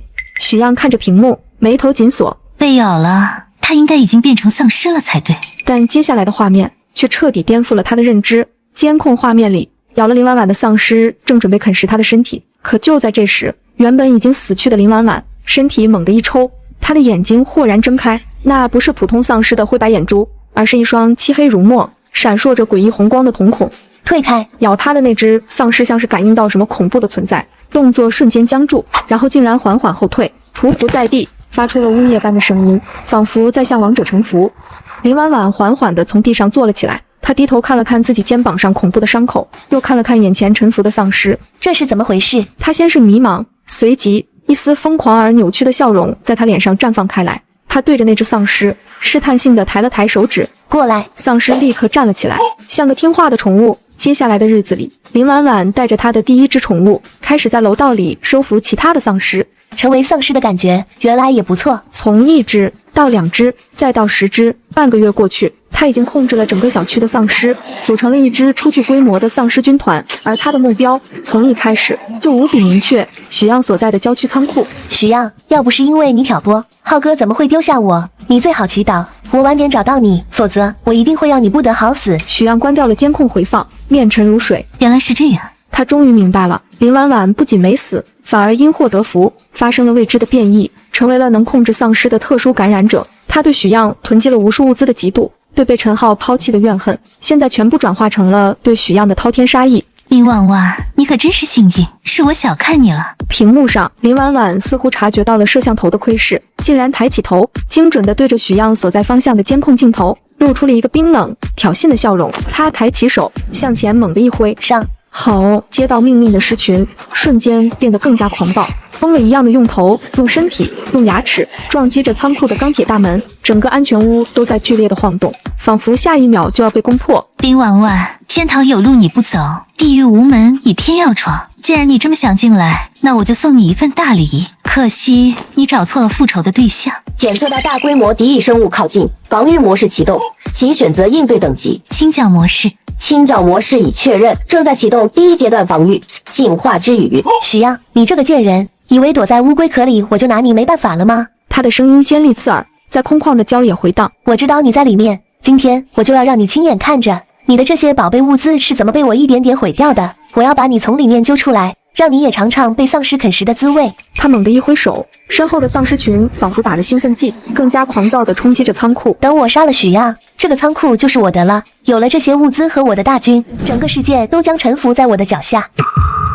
许样面无表情地看着监控里林婉婉的疯狂叫嚣。第1阶段启动。话音刚落，仓库坚不光滑的外墙上突然无声地划开上百个方形开口，一排排金属喷头从中探出。下一秒，伴随着强烈的气压声，高压水柱从喷头中爆射而出，但喷出的并非清水，而是一种混杂着强力润滑剂和腐蚀性清洁液的粘稠液体。这是什么？洒水！冲在最前方的丧尸群被水柱迎面击中，瞬间人仰马翻，像是被巨手扫过的保龄球瓶，液体落在地上，迅速形成一片滑腻的沼泽。许样，你就这点可笑的本事吗？后方的丧尸依旧疯狂前冲，结果一踏上这片区域，立刻脚下打滑，成片的摔倒，堆叠在一起，场面混乱不堪。林婉婉感觉自己受到了侮辱，气得脸色铁青，对着混乱的狮群发出尖锐的精神指令：都给我起来，给我冲，撕碎那道墙！在他的强制命令下，那些摔倒的丧尸挣扎着，踩着同伴的身体，试图再次前进。许样端起手边的一杯热咖啡，轻轻吹了口气：这只是开胃菜，由系统改造升级的末日堡垒，可不只是坚固而已。第2阶段，仓库外墙上，另一批更大的装甲板划开，一架架造型精悍的自动防御炮塔缓缓升起，冰冷的金属炮口闪烁着危险的光芒，红色的激光瞄准线在混乱的狮群中交织成一张死亡之网。发射，咻咻咻，没有震耳的枪声，只有压缩空气发射时尖锐的破空声。炮塔射出的不是子弹，而是一根根经过特殊加固的合金钢钉，钢钉精准而致命，以恐怖的速度穿透丧尸腐烂的头颅，每一声轻响都代表着一个丧尸的彻底死亡。他们甚至来不及发出嘶吼，就直挺挺地倒下，额头上多出一个小小的孔洞。不过如此，这是一场无声而高效的屠杀。林婉婉脸上的狂笑僵住了，她眼睁睁看着自己的士兵被用一种近乎艺术的方式点杀，心头涌上一种不祥的预感。怎么可能？他哪里来的这些武器？这根本不是一个普通的仓库。恐惧开始蔓延，他疯狂催动自己的异能，双眼红得几乎要滴出血来。剩下的丧尸变得更加狂暴，无视同伴的死亡，踏着他们的尸体发起决死冲锋。跟我上，全都给我上，撕碎他！许样靠在椅背上，眼中闪过一丝冷冽的寒光。如果我只是简单囤积了一仓库的物资，今天面对你的丧尸大军，或许真的会束手无策。可惜我不仅重生了，还绑定了末日堡垒系统。林婉婉，你拿什么跟我斗？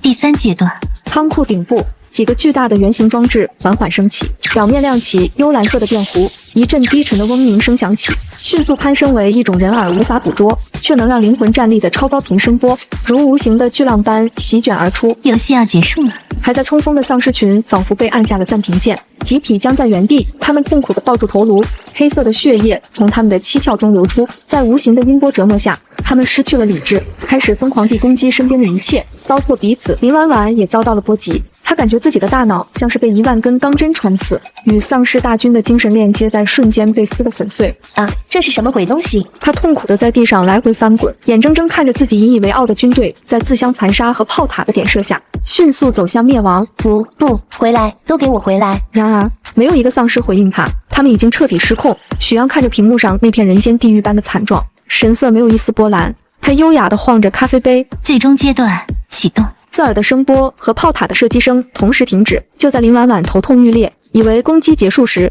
仓库地基的边缘，一圈隐藏的沟槽打开，喷射出大量油状液体，瞬间浸透了整个战场的尸体和地面。这是什么？还不等他反应过来，那圈沟槽中轰的一声燃起了熊熊烈焰，火焰沿着助燃剂的轨迹，瞬间形成一个巨大的火圈，将整个仓库外围变成一片火海。那些残存的自相残杀的丧尸，连同满地的尸骸，顷刻间被烈焰吞噬。啊，怎么会这样？他双腿一软，彻底瘫跪在地上，眼神空洞地望着那片炼狱。火焰来得快，去得也快，系统精准地控制着燃料。当所有丧尸都被焚烧成焦炭后，火焰便迅速熄灭，仓库周围只留下一个巨大的漆黑的圆形烙印，以及烙印中无数无法分辨的灰烬。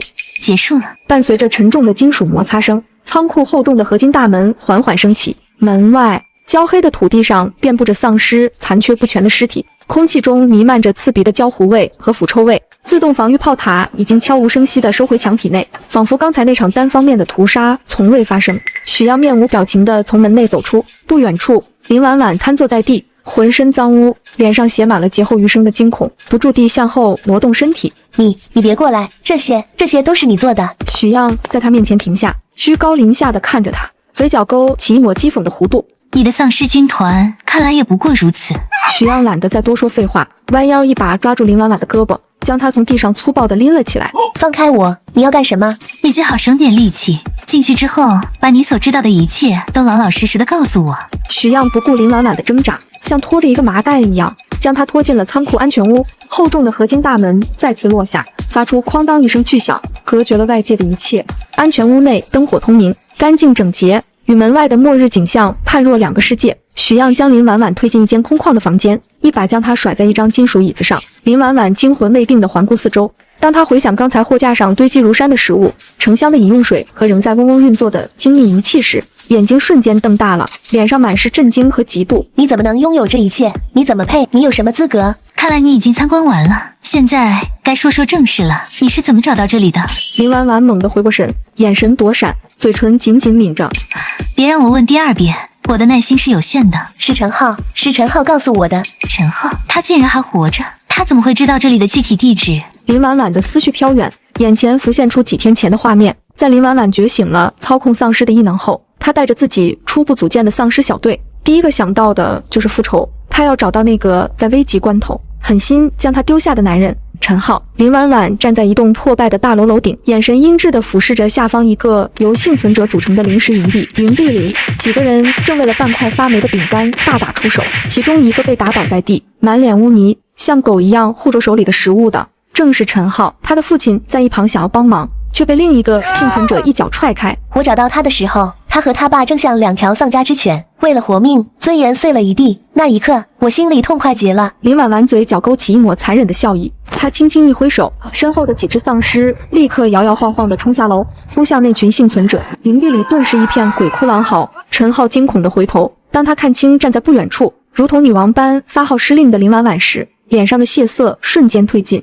婉婉，这是怎么回事？丧尸赶走了其他幸存者，停在了林婉婉身后。陈浩连滚带爬地扑到林婉婉脚下，涕泗横流。婉婉，我就知道你不会死的，太好了，你还活着。婉婉，对不起，都是我的错，我不是人，当时我被吓傻了，我不是故意要推你的，我后悔啊，我每天都在想你，没有你的日子，我生不如死。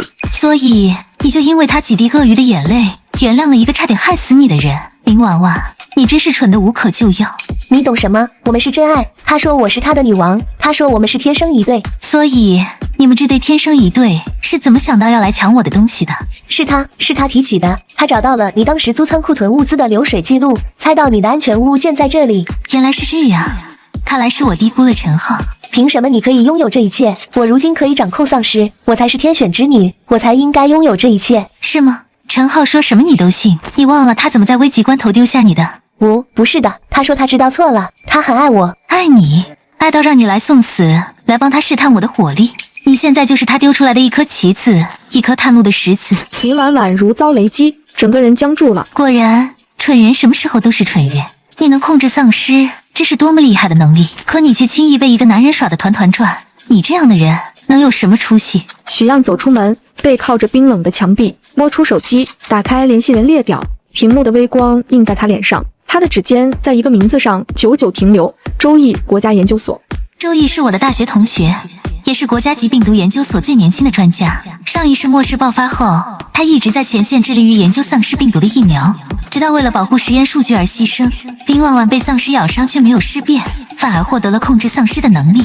这种特殊的体质，如果能让周易他们研究，说不定真的能找到对抗病毒的方法，终结这该死的末世。但是陈浩这个知道我安全屋具体位置的毒瘤，必须在他把消息扩散出去之前彻底拔除。我绝不能再给他任何伤害我的机会。许漾转身，毫不犹豫地再次推开了审讯室的门。听到开门声，被绑在椅子上的林婉婉浑身一颤，惊恐地抬起头。你又想干什么？该说的我都已经告诉你了。打电话。打给谁？说什么？打给陈浩，告诉他你已经成功控制了我，占领了我的安全屋，让他和他爸立刻马上过来接受这里的一切。你要害阿浩，还要我帮你？不是我要害他，是他先害了我，包括你。林婉婉，你不想报仇吗？不过我也不是在跟你商量，你不听我的，我就弄死你。被丧尸咬了你没死，但是被刀砍掉头颅，你还能活下去吗？不要，你是个魔鬼，你就是个彻头彻尾的魔鬼。魔鬼？比起那个为了活命就把你丢下，转头又哄骗你来抢我物资的陈浩，我这点手段又算得了什么呢？我再问最后一遍，打还是不打？我打，求你别杀我！林婉婉颤抖着双手，艰难地捧起手机。许漾站在一旁，手里握着刀。电话拨通，几声忙音后，陈浩那急不可耐的声音从听筒里传来：婉婉，宝贝，怎么样了？你成功了吗？许漾那个贱人呐，你没受伤吧？许漾用眼神示意林婉婉。阿浩，我成功了，我真的成功了。许漾那个蠢货根本不是我的对手，他已经被我的丧尸宝宝们撕碎了。太好了，婉婉你太棒了，我就知道你是最厉害的，我就知道。嘿嘿，阿浩，你根本想象不到，这里的物资堆得像山一样高，吃的、喝的、用的，什么都有。你快带叔叔过来，我们发财了，我们以后再也不用过那种吃上顿没下顿的日子了。好，我们马上就出发，地址就是我之前告诉你的那个坐标，对吧？婉婉，你等着我，我们俩的好日子终于要来了。电话被挂断，林婉婉像是被抽干了所有力气，瞬间瘫软在椅子上。电话从她无力的手中滑落，啪的一声掉在地上。我都照你的吩咐做了，你能不能放了我？别急，杀了陈浩之后，你对我还有更大的用处。你个魔鬼！许漾坐在监控屏幕前，屏幕上分割成数个画面，清晰地显示着安全屋外的每一个角落。他神情淡漠，手中端着一杯热气腾腾的咖啡。在他身后，林婉婉被绑在椅子上，嘴被胶带封住，眼中满是惊恐和哀求，只能发出呜呜的声音。监控画面中，两个人影鬼鬼祟祟地靠近。来了。陈浩父子俩躲在一辆废弃汽车后面，死死盯着不远处那栋毫不起眼的仓库。陈浩的脸上布满了混杂着期待和怨毒的扭曲神情，拳头捏得咯咯作响。儿子，你再好好想想，林婉婉那丫头真的靠得住吗？她说她已经把许漾解决了，控制了这里，可这门关得死死的，一点动静都没有，我这心里怎么老是发毛呢？爸，你放心，婉婉爱我爱得要死，为了我她什么都肯做，怎么可能会骗我？陈浩转头，目光扫过周围荒凉的废墟，声音里满是即将复仇的快意和狠毒。他说许漾那个贱人已经被他引来的丧尸群撕碎了，现在这个固若金汤的安全屋就是我们的了。我等这一天等了太久了，要不是许漾当初给我们假的地址，妈怎么会被丧尸咬死？今天我一定要让许漾不得好死。话是这么说，可上次的教训太惨了，我就是怕。那是许漾诡计多端，婉婉不一样，他就是个恋爱脑的蠢货，我让他往东，他绝不敢往西。他说了，这是他送给我的礼物。就在陈浩自信满满，陈父犹豫不定的时候，他们面前那扇沉重的金属大门突然发出一声轻微的咔嗒声，两人瞬间噤声，浑身紧绷，齐齐后退一步，警惕地盯着大门。大门缓缓打开，可走出来的不是他们想象的林婉婉，而是许漾。陈浩，好久不见。看到许漾活生生地站在面前，毫发无损，甚至比记忆中更加从容强大，陈浩脸上的血色唰的一下退得干干净净，他瞳孔猛地收缩，大脑一片空白，所有的得意、狠毒、自信在这一刻瞬间崩塌，只剩下无尽的震惊和恐惧。你怎么会是你？林婉婉啊，他人啊！他瞬间明白了，林婉婉失败了，而自己被那个口口声声说爱他的女人彻头彻尾的骗了。找林婉婉，他现在啊，可能正忙着跟他引来的那些朋友叙旧呢。陈浩，你该不会真的天真到以为凭他那种货色就能拿下我的安全屋吧？是你又耍了什么花招骗了他？我骗他？陈浩，你摸着你那颗早就烂透了的良心问问，到底是谁在骗谁？你让他带着丧尸群来攻打我的安全屋，真的是相信他能成功吗？不，你只是想让他当一块探路的石头，一只送死的炮灰。让他用命来消耗我的防御，测试我的底牌，你好坐收渔翁之利。这算盘打得可真响啊！陈浩被一语道破心事，脸色青白交加，眼神剧烈闪烁，嘴唇几次张合，却说不出一句反驳的话。他确实是这么想的。林婉婉成功了最好，他直接接收成果；失败了也无所谓，正好借许样的手除掉这个越来越粘人、越来越碍事的工具。许样，你真是该死！他计划得很好，只是没想到许样竟然毫发无损，而他自己却像个小丑一样送上门来。陈浩深吸一口气，知道今天无法善了，索性破罐子破摔，脸上浮现出狰狞而扭曲的笑容。没错，是我骗他的，那又怎么样？他挺直了腰板，声音陡然拔高：末世里人不为己，天诛地灭，我利用他怎么了？谁让他是个没脑子的傻子？我早就受够他那副没我活不了的恶心样子了。我让他往东，他不敢往西，这么好用的工具不用白不用。可惜啊，这个傻子不仅傻，还他妈是个废物，这点小事都办不好，把自己搭进去不说，还连累了我，活该！他死1万次都活该！话音刚落，一个虚弱而颤抖的声音从许样身后传来：陈浩，你刚才说的都是真的？众人闻声望去，只见林婉婉脸上又是灰尘又是泪痕，正一步步踉跄着走出来，用一种毁灭般的眼神死死盯着陈浩。陈浩看到林婉婉竟然没死，脸色一僵，随即浮现出浓浓的厌恶和不耐烦。你怎么还没死？真是命大！这句冰冷无情的话成了压垮林婉婉的最后一根稻草。林婉婉彻底崩溃，眼泪决堤而出，指着他歇斯底里的哭喊：我那么爱你，我喜欢了你整整10年啊！从高中开始，我的眼睛就没离开过你。你和许样在一起没关系，我说我等你，我可以做小三。末世来了，你那么残忍的丢下我，我也没有怪你，我原谅你了。只要你说爱我，我就可以相信。原来在你眼里，我就是个傻子，一个废物。他哭得上气不接下气，将积压多年的委屈和爱意全部倾泻而出。为了能待在你身边，你让我做什么我都愿意，我连小三都肯当啊！我把辛辛苦苦搜集的所有物资都给了你，我把命都豁出去给你铺路，你就是这么对我的。陈浩，你的心是石头做的吗？陈浩被他哭得心烦意乱，又被揭穿了所有不堪，恼羞成怒地吼出声：闭嘴！哭什么哭？你还有脸哭？要不是你这个成事不足、败事有余的废物，我早就拿下这个安全屋了。现在全被你搞砸了，你还有脸来质问我？是我搞砸的，明明是你骗我去送死，是你算计我。陈浩，你不是人，你是个彻头彻尾的骗子，魔鬼！陈浩猛地冲上前，一把将本就摇摇欲坠的林婉婉推倒在地。我让你贴上来了吗？当初是谁像条狗一样死皮赖脸的跟在我屁股后面？我给你一点好脸色，你还真以为自己是什么我非要不可的宝贝了？别恶心我了！两人当着许样的面毫无顾忌地互相指责、撕咬，将彼此最丑陋的一面暴露无遗。许样抱着手臂，安静地靠在门边，他看着眼前这场闹剧，就像在看一出精彩绝伦的年度大戏，嘴角甚至勾起了一丝玩味的冰冷的笑意。狗咬狗，一嘴毛，真精彩！两人吵得不可开交之际，谁也没有注意到角落里的陈父正蹑手蹑脚，一步步地朝着来时的方向挪动。他弯着腰，动作猥琐，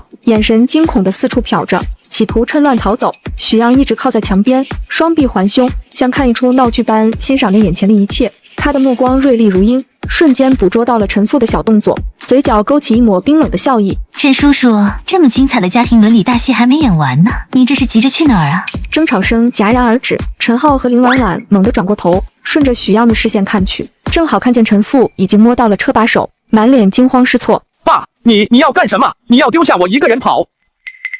陈父被当场抓包，老脸涨成了猪肝色，他索性直起身子，脸上闪过一丝恼羞成怒。我不跑，难道留在这里跟你们一起等死吗？你看看你娶的这个好老婆，她神通广大，我们斗不过她的。等死？爸，我是你亲儿子，你竟然想自己逃命，把我扔在这里给你断后。我早就想走了，都是因为你脚踏2条船，不好好对你老婆，现在好了，惹出个女煞神，你这个成事不足败事有余的东西。陈浩被骂得脸色铁青，他疯狂地笑了起来，笑声里充满了绝望和怨毒。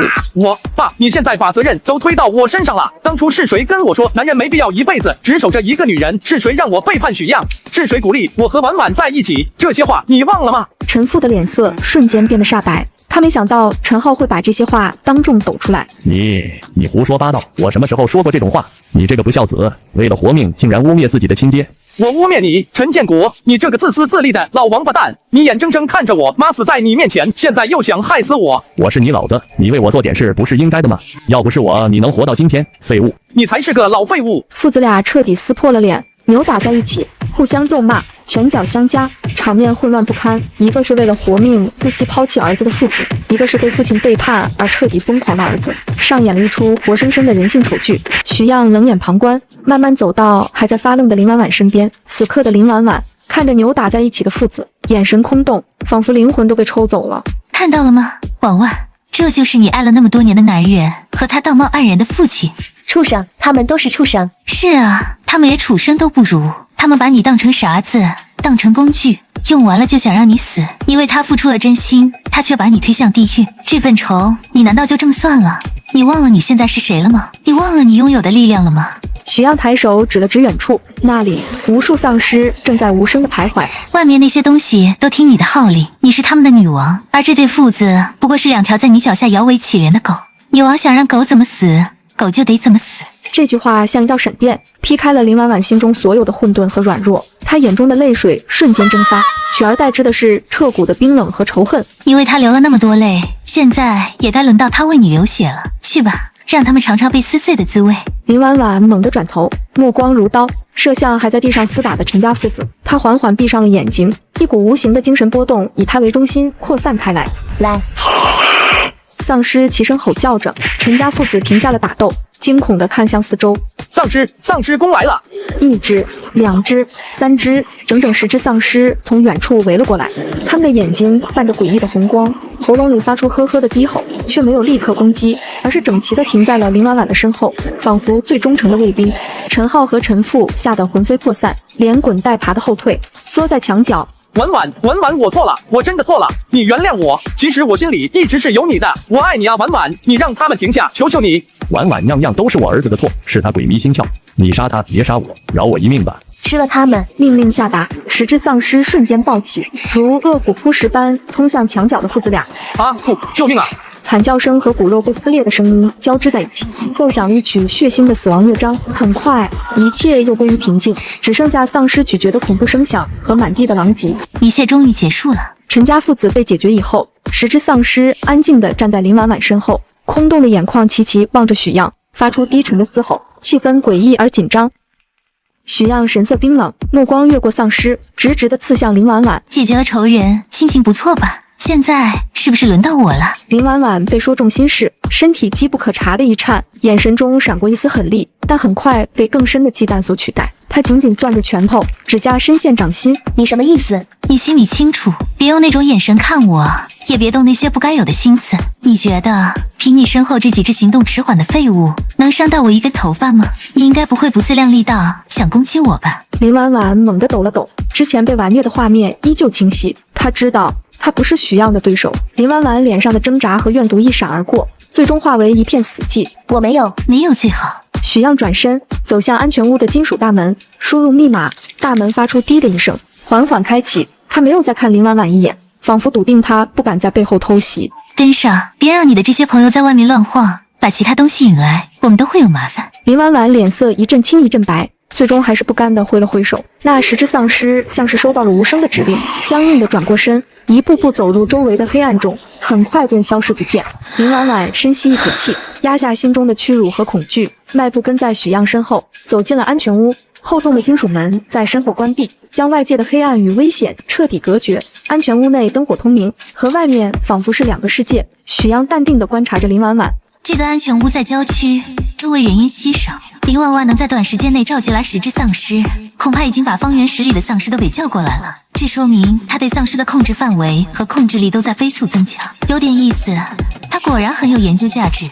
许样走出安全屋，拨打周易的电话。周易，拜托，你一定要活着。几声长音后，电话那头传来一阵嘈杂的电流声，紧接着一个疲惫不堪、带着警惕的男人声音响起：“喂，是谁？”听到这个熟悉的声音，许样紧绷的神经终于松弛了一瞬。周易，是我，许样。电话那头沉默了足足5秒，随后爆发出难以置信的狂喜：“许样，天哪，你还活着！你真的还活着！我好久没有见过认识的活人了。”我活得很好，周易。我没时间叙旧，我打电话给你是有一件极其重要的事情。你说？我发现了一个特殊感染体，一个女人，她被丧尸咬了，但没有完全变异，而是保留了人类的意识。保留意识的感染体，这在理论上是可能的。抗体在她体内产生了某种平衡，她现在情况怎么样？身体数据呢？我没有设备，无法检测。但更重要的是，他产生了一种特殊能力。什么能力？他可以控制丧尸。电话那头，死一般的寂静，只能听到周易越来越粗重的喘息声。过了许久，他才用颤抖的声音说道：“控制丧尸，我的上帝，这不是感染，这是进化，是病毒为了延续下去而选择的另一种形态。需要，你明白这意味着什么吗？这意味着希望。如果我们能破解他身上的秘密，我们就能研发出真正的疫苗，甚至能找到终结这场末日的方法。”我知道，所以你在哪儿？你的实验室还能用吗？你的团队呢？周易的狂喜瞬间被一盆冷水浇灭，声音充满了颓唐和绝望。我在北郊的幸存者避难所，这里每天都在死人，为了半块面包就能打得头破血流。实验室早就被毁了，仪器设备不是被抢走就是被砸烂，我的同事也都失联了，生死不明。我现在就是个苟延残喘的废人，空有理论，却什么都做不了。让我想想。许让挂断了和周易的通讯，眉宇间凝结着一丝沉重。幸存者避难所，连国内最顶尖的病毒学专家都只能在里面艰难求生。看来官方建立的秩序比我想象中崩溃的还要彻底。一股浓郁的饭菜香气从门缝里钻了进来，将他从冰冷的思绪中拉回了温暖的现实。时间过得真快，都该吃晚饭了。许让深吸一口气，推开书房的门，走向餐厅。餐厅里灯火通明，长方形的餐桌上摆满了丰盛的菜肴。色泽诱人的红烧肉，热气腾腾的酸菜鱼，翠绿鲜嫩的炒时蔬，甚至还有一锅冒着白气的鸡汤。在这个连一块压缩饼干都无比珍贵的末世里，这样一桌家常菜，奢侈的像一场梦。妈妈正解下围裙，脸上带着满足的笑意，爸爸则默默地将三人的碗筷摆好。样样，快来，忙活一天了，肯定饿坏了。妈给你做了你最爱吃的红烧肉，快尝尝。洗手吃饭。许让在餐桌旁坐下，拿起筷子，米饭的香气和菜肴的香气混合在一起，本该是世上最抚慰人心的味道，此刻却让他有些食不知味。他知道安全屋外发生的一切，爸妈都知道，他们知道陈家父子死在了外面，却什么也没有说。多吃点，看你都瘦了。许让默默吃着碗里的菜，终于还是忍不住放下了筷子。爸妈，怎么了？样样，是菜不合胃口吗？许让摇摇头，目光扫过父母的脸，他们的神情都很平静，但他能捕捉到那份平静下的担忧。外面的事你们都知道了吧？爸爸沉默了片刻，然后抬起头，深深吸了口气。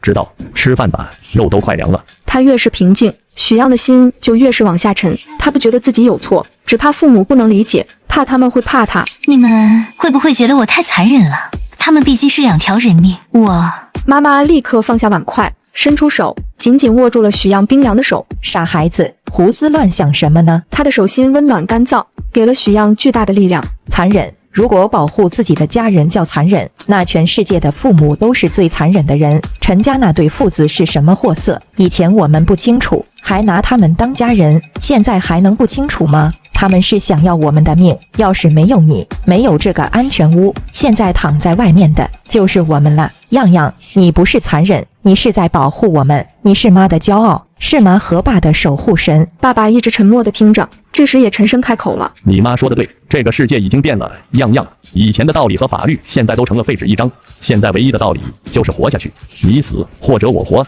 就这么简单。他顿了顿，语气更加严肃。他们要闯进来就是我们的敌人，对待敌人就不能有半点心软。你做的没错，甚至你做的很好，果断干脆，没有留下任何后患，这才是能在这种世道里活下去的样子。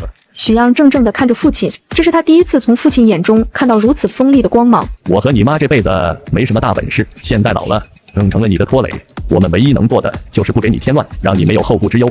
所以你不用管我们怎么想，你只需要放手去做你认为对的事情，天塌下来由我们跟你一起扛。爸妈，我明白了。他重新拿起筷子，夹起一块最大的红烧肉，大口地吃了起来。为了爸妈，为了这个家，我不能再仅仅被动的等待和防守。林婉婉的控尸能力，周易的研究困境，或许我可以主动出击，为结束这场末世做点什么。吃完饭，许让再次拨通了周易的电话。周易，告诉我你的具体位置。告诉你位置干什么？你难道还想过来？别傻了，从市区到北郊，一路上全是丧尸，九死一生。等我会去接你，以及为你准备一个全新的实验室。说完，许让直接挂断了电话。许让端着饭菜走进关着林婉婉的房间，吃饭吧。许让将饭菜放在桌子上，神情平静地看着对面的林婉婉。林婉婉则一脸警惕，双手抱在胸前，与他保持着安全距离。我们以前确实算不上朋友，甚至可以说是情敌，但现在不是以前了，现在活下去才是一切。那些过去的情情爱爱、鸡毛蒜皮，在生死面前一文不值。我们也没有必要为了一个一文不值的男人搞得你死我活。你到底想说什么？你来找我就是为了跟我说这些废话？我想跟你做个交易，一个能让我们都在这末世里活得像人一样的交易。交易？我有什么能跟你交易的？你被丧尸咬了，不但没有感染，反而能控制他们，这是独一无二的能力，是结束这场灾难的钥匙。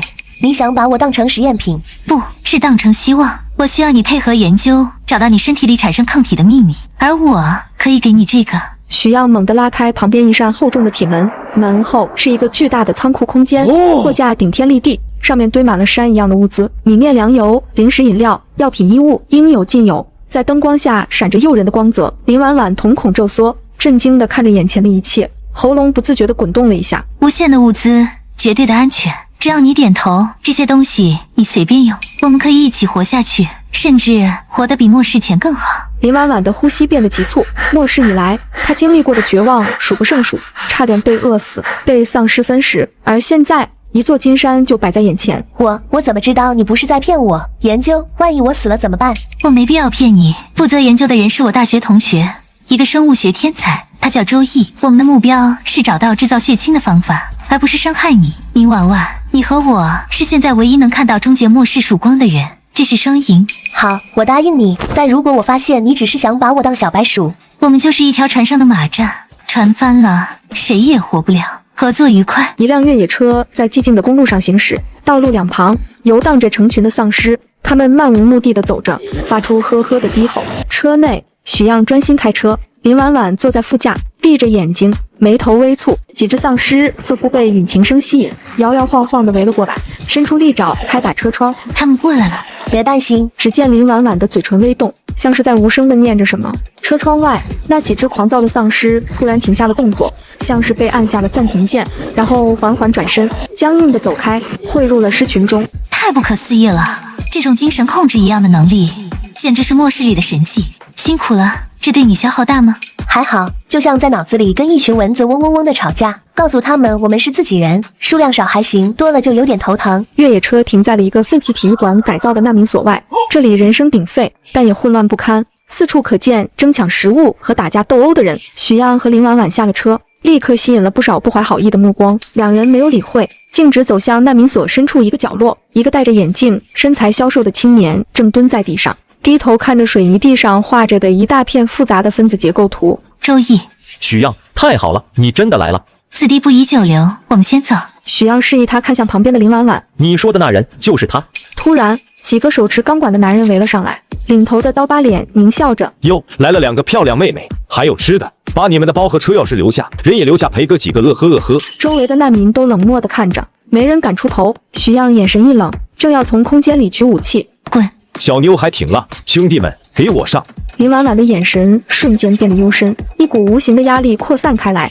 突然，难民所外围的几只丧尸像是收到了命令，猛地转过头，嘶吼着朝这边冲了过来，目标直指刀疤脸几人。丧尸冲进来了，怎么回事？他们怎么会冲我们来？丧尸扑倒了两个混混，疯狂撕咬，刀疤脸屁滚尿流的跑了。林婉婉冷哼一声，那些丧尸便停下动作，转身又退回了外围，不知死活。整个难民所鸦雀无声，所有人都用看怪物的眼神看着林婉婉。周易惊得张大了嘴巴，指着林婉婉，又看向许样。太好了，他的力量太强大了，这就是人类的希望。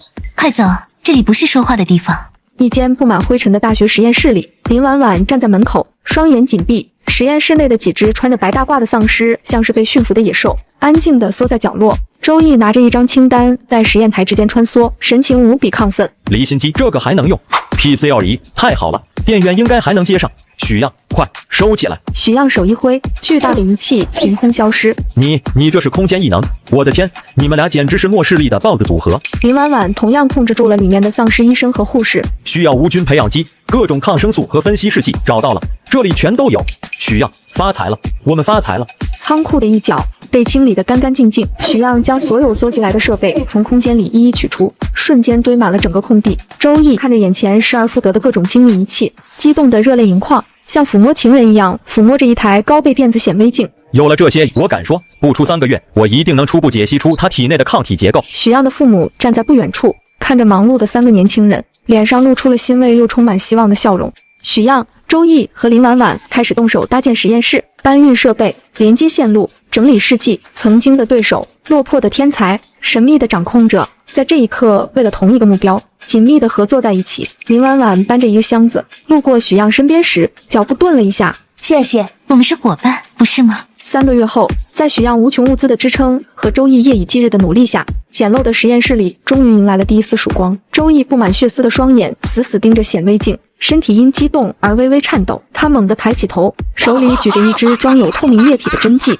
像是举着全世界的希望。成功了，初步的抑制疫苗，我做出来了。许样和林婉婉立刻围了上去，脸上是掩饰不住的紧张和期待。周易，这个疫苗效果怎么样？它不能清除病毒，也不能让已经尸变的人恢复，但是如果在被咬后的黄金1小时内注射，它有极大概率可以阻止病毒扩散，让感染者保持理智和人形。就是说能救下来？理论上是，但它需要临床试验，我们需要找到一个刚刚被感染的志愿者。许样和林婉婉对视一眼，彼此都看到了对方眼中的决心。找人的事交给我们，婉婉，我们出去一趟。好。城市的废墟中危机四伏，但因为林婉婉的存在，他们周围的丧尸都仿佛被按下了暂停键，安静地伫立着，为他们让开了一条绝对安全的道路。突然，不远处传来一声凄厉的惨叫和哭喊：“大富，滚开！”许样和林婉婉飞速冲向声音来源，只见一个男人瘫坐在地，他的小腿上是一个鲜血淋漓的齿痕，一只丧尸正要扑向他的喉咙。林婉婉眼神一凛，那只丧尸瞬间僵住，然后掉头蹒跚着走开。完了，我完了！别放弃，我们有办法救你。许样从战术背包里拿出一个医疗箱，迅速取出了那支疫苗。救我？怎么救？所有人都知道，被咬了就没救了。我们研制出了抑制病毒的疫苗，但你是第一个试验者，有风险。是想现在就放弃等死，还是想赌一把活下去？男人看着自己已经开始抽搐的小腿和许样手中那只闪烁着微光的针剂，绝望的眼中重新燃起求生的火焰。我赌，求你们救救我！许样不再犹豫，迅速将疫苗推进了他的静脉。时间1分1秒的过去，男人的身体开始剧烈抽搐，黑色的血管像丑陋的藤蔓一样从伤口处向上攀爬，直逼心脏。他的喉咙里发出痛苦的嘶吼，眼球充血，似乎下一秒就要彻底失去理智。坚持！许样和林婉婉紧紧按住他，心都提到了嗓子眼。就在那黑线即将蔓延到胸口时，他猛地停住了，随后像是遇到了克星一般，开始缓慢地一点点地退去。男人的抽搐渐渐平息，呼吸也趋于平稳。几分钟后，他睁开眼，眼神清明，不再是丧尸的浑浊。我没变，我还活着。试验的初步成功让所有人都看到了希望。更值得开心的是，周易终于联系上了官方实验室。是的，血清样本绝对纯净，活性极高。我明白，为了全人类，我愿意带着所有资料和样本过去。挂断电话，周易看向许样和林婉婉，官方同意了，他们会派一支精英小队在约定的点接应我。我必须带着婉婉的血清样本去他们的核心实验室，那里的设备和专家能将疫苗的研发速度提高100倍。我跟你一起去。不行，路上太危险了，你的安全才是我们所有希望的基石。许样说的对，我带走足够半年的血清样本就够了。婉婉，你必须留在这里，留在最安全的地方。你的存在就是我们所有人的底牌。林婉婉看着两人坚定的眼神，最终点了点头。周易离开后的半年，末世的喧嚣仿佛被隔绝在了仓库之外。在许样的无限物资支持下，这里成了一个温暖而平静的避风港。许样的父母在明亮的厨房里忙碌着，妈妈正笑着指导林婉婉怎么和面。林婉婉脸上沾着面粉，动作笨拙，却笑得格外开心。哎呀，你这孩子不是这么和的，来，手给我，我教你。阿姨，我太笨了。不笨不笨，第一次都这样。来，吃水果。傍晚，一家人围坐在温暖的灯光下，吃着热气腾腾的火锅。电视里播放着许样提前下载好的喜剧电影，欢笑声充满了整个屋子。许样夹了一筷子牛肉放进林婉婉碗里，多吃点，看你都长肉了。你再说，我可要减肥了。他们相视一笑，曾经的隔阂与恩怨早已在这日复一日的温馨中消弭于无形。半年后的一个午后，那台老旧的收音机里突然传出了一个庄严而激动的声音，打破了所有的平静。全体幸存者请注意！全体幸存者请注意！由国家1号实验室研发的终极治愈疫苗曙光1号已成功问世，疫苗将从今日起通过各安全区和军队向全国投放。重复，终极疫苗已成功问世，这场灾难结束了。话音落下，整个房间陷入了死一般的寂静。下一秒，妈妈捂着嘴，喜极而泣；爸爸紧紧抱住妻子，眼眶通红。林婉婉怔怔地看着许样，眼泪毫无预兆地滑落。许样，我们真的……我们做到了，结束了，一切都结束了。阳光毫无保留地洒满大地，驱散了今年的阴霾。人们小心翼翼地从藏身之处走出，街道上，军人们正在有序地为幸存者注射疫苗，一张张或麻木、或激动、或迷茫的脸上，在看到阳光的那一刻，都化为了泪水。许漾和林婉婉并肩走在人群中，沐浴在久违的阳光下，暖意洋洋，真好闻，阳光的味道。是啊，是新生的味道。前世人类用了整整10年，牺牲了90%的人口，才惨烈的换来这一天。而这一世，因为一个正确的选择，因为我们并肩作战，只用了1年，那些失去的都以另一种方式回来了。谢谢你，许漾。我们是朋友，不是吗？他们相视而笑，携手走向充满希望的人潮中，走向一个崭新的明天。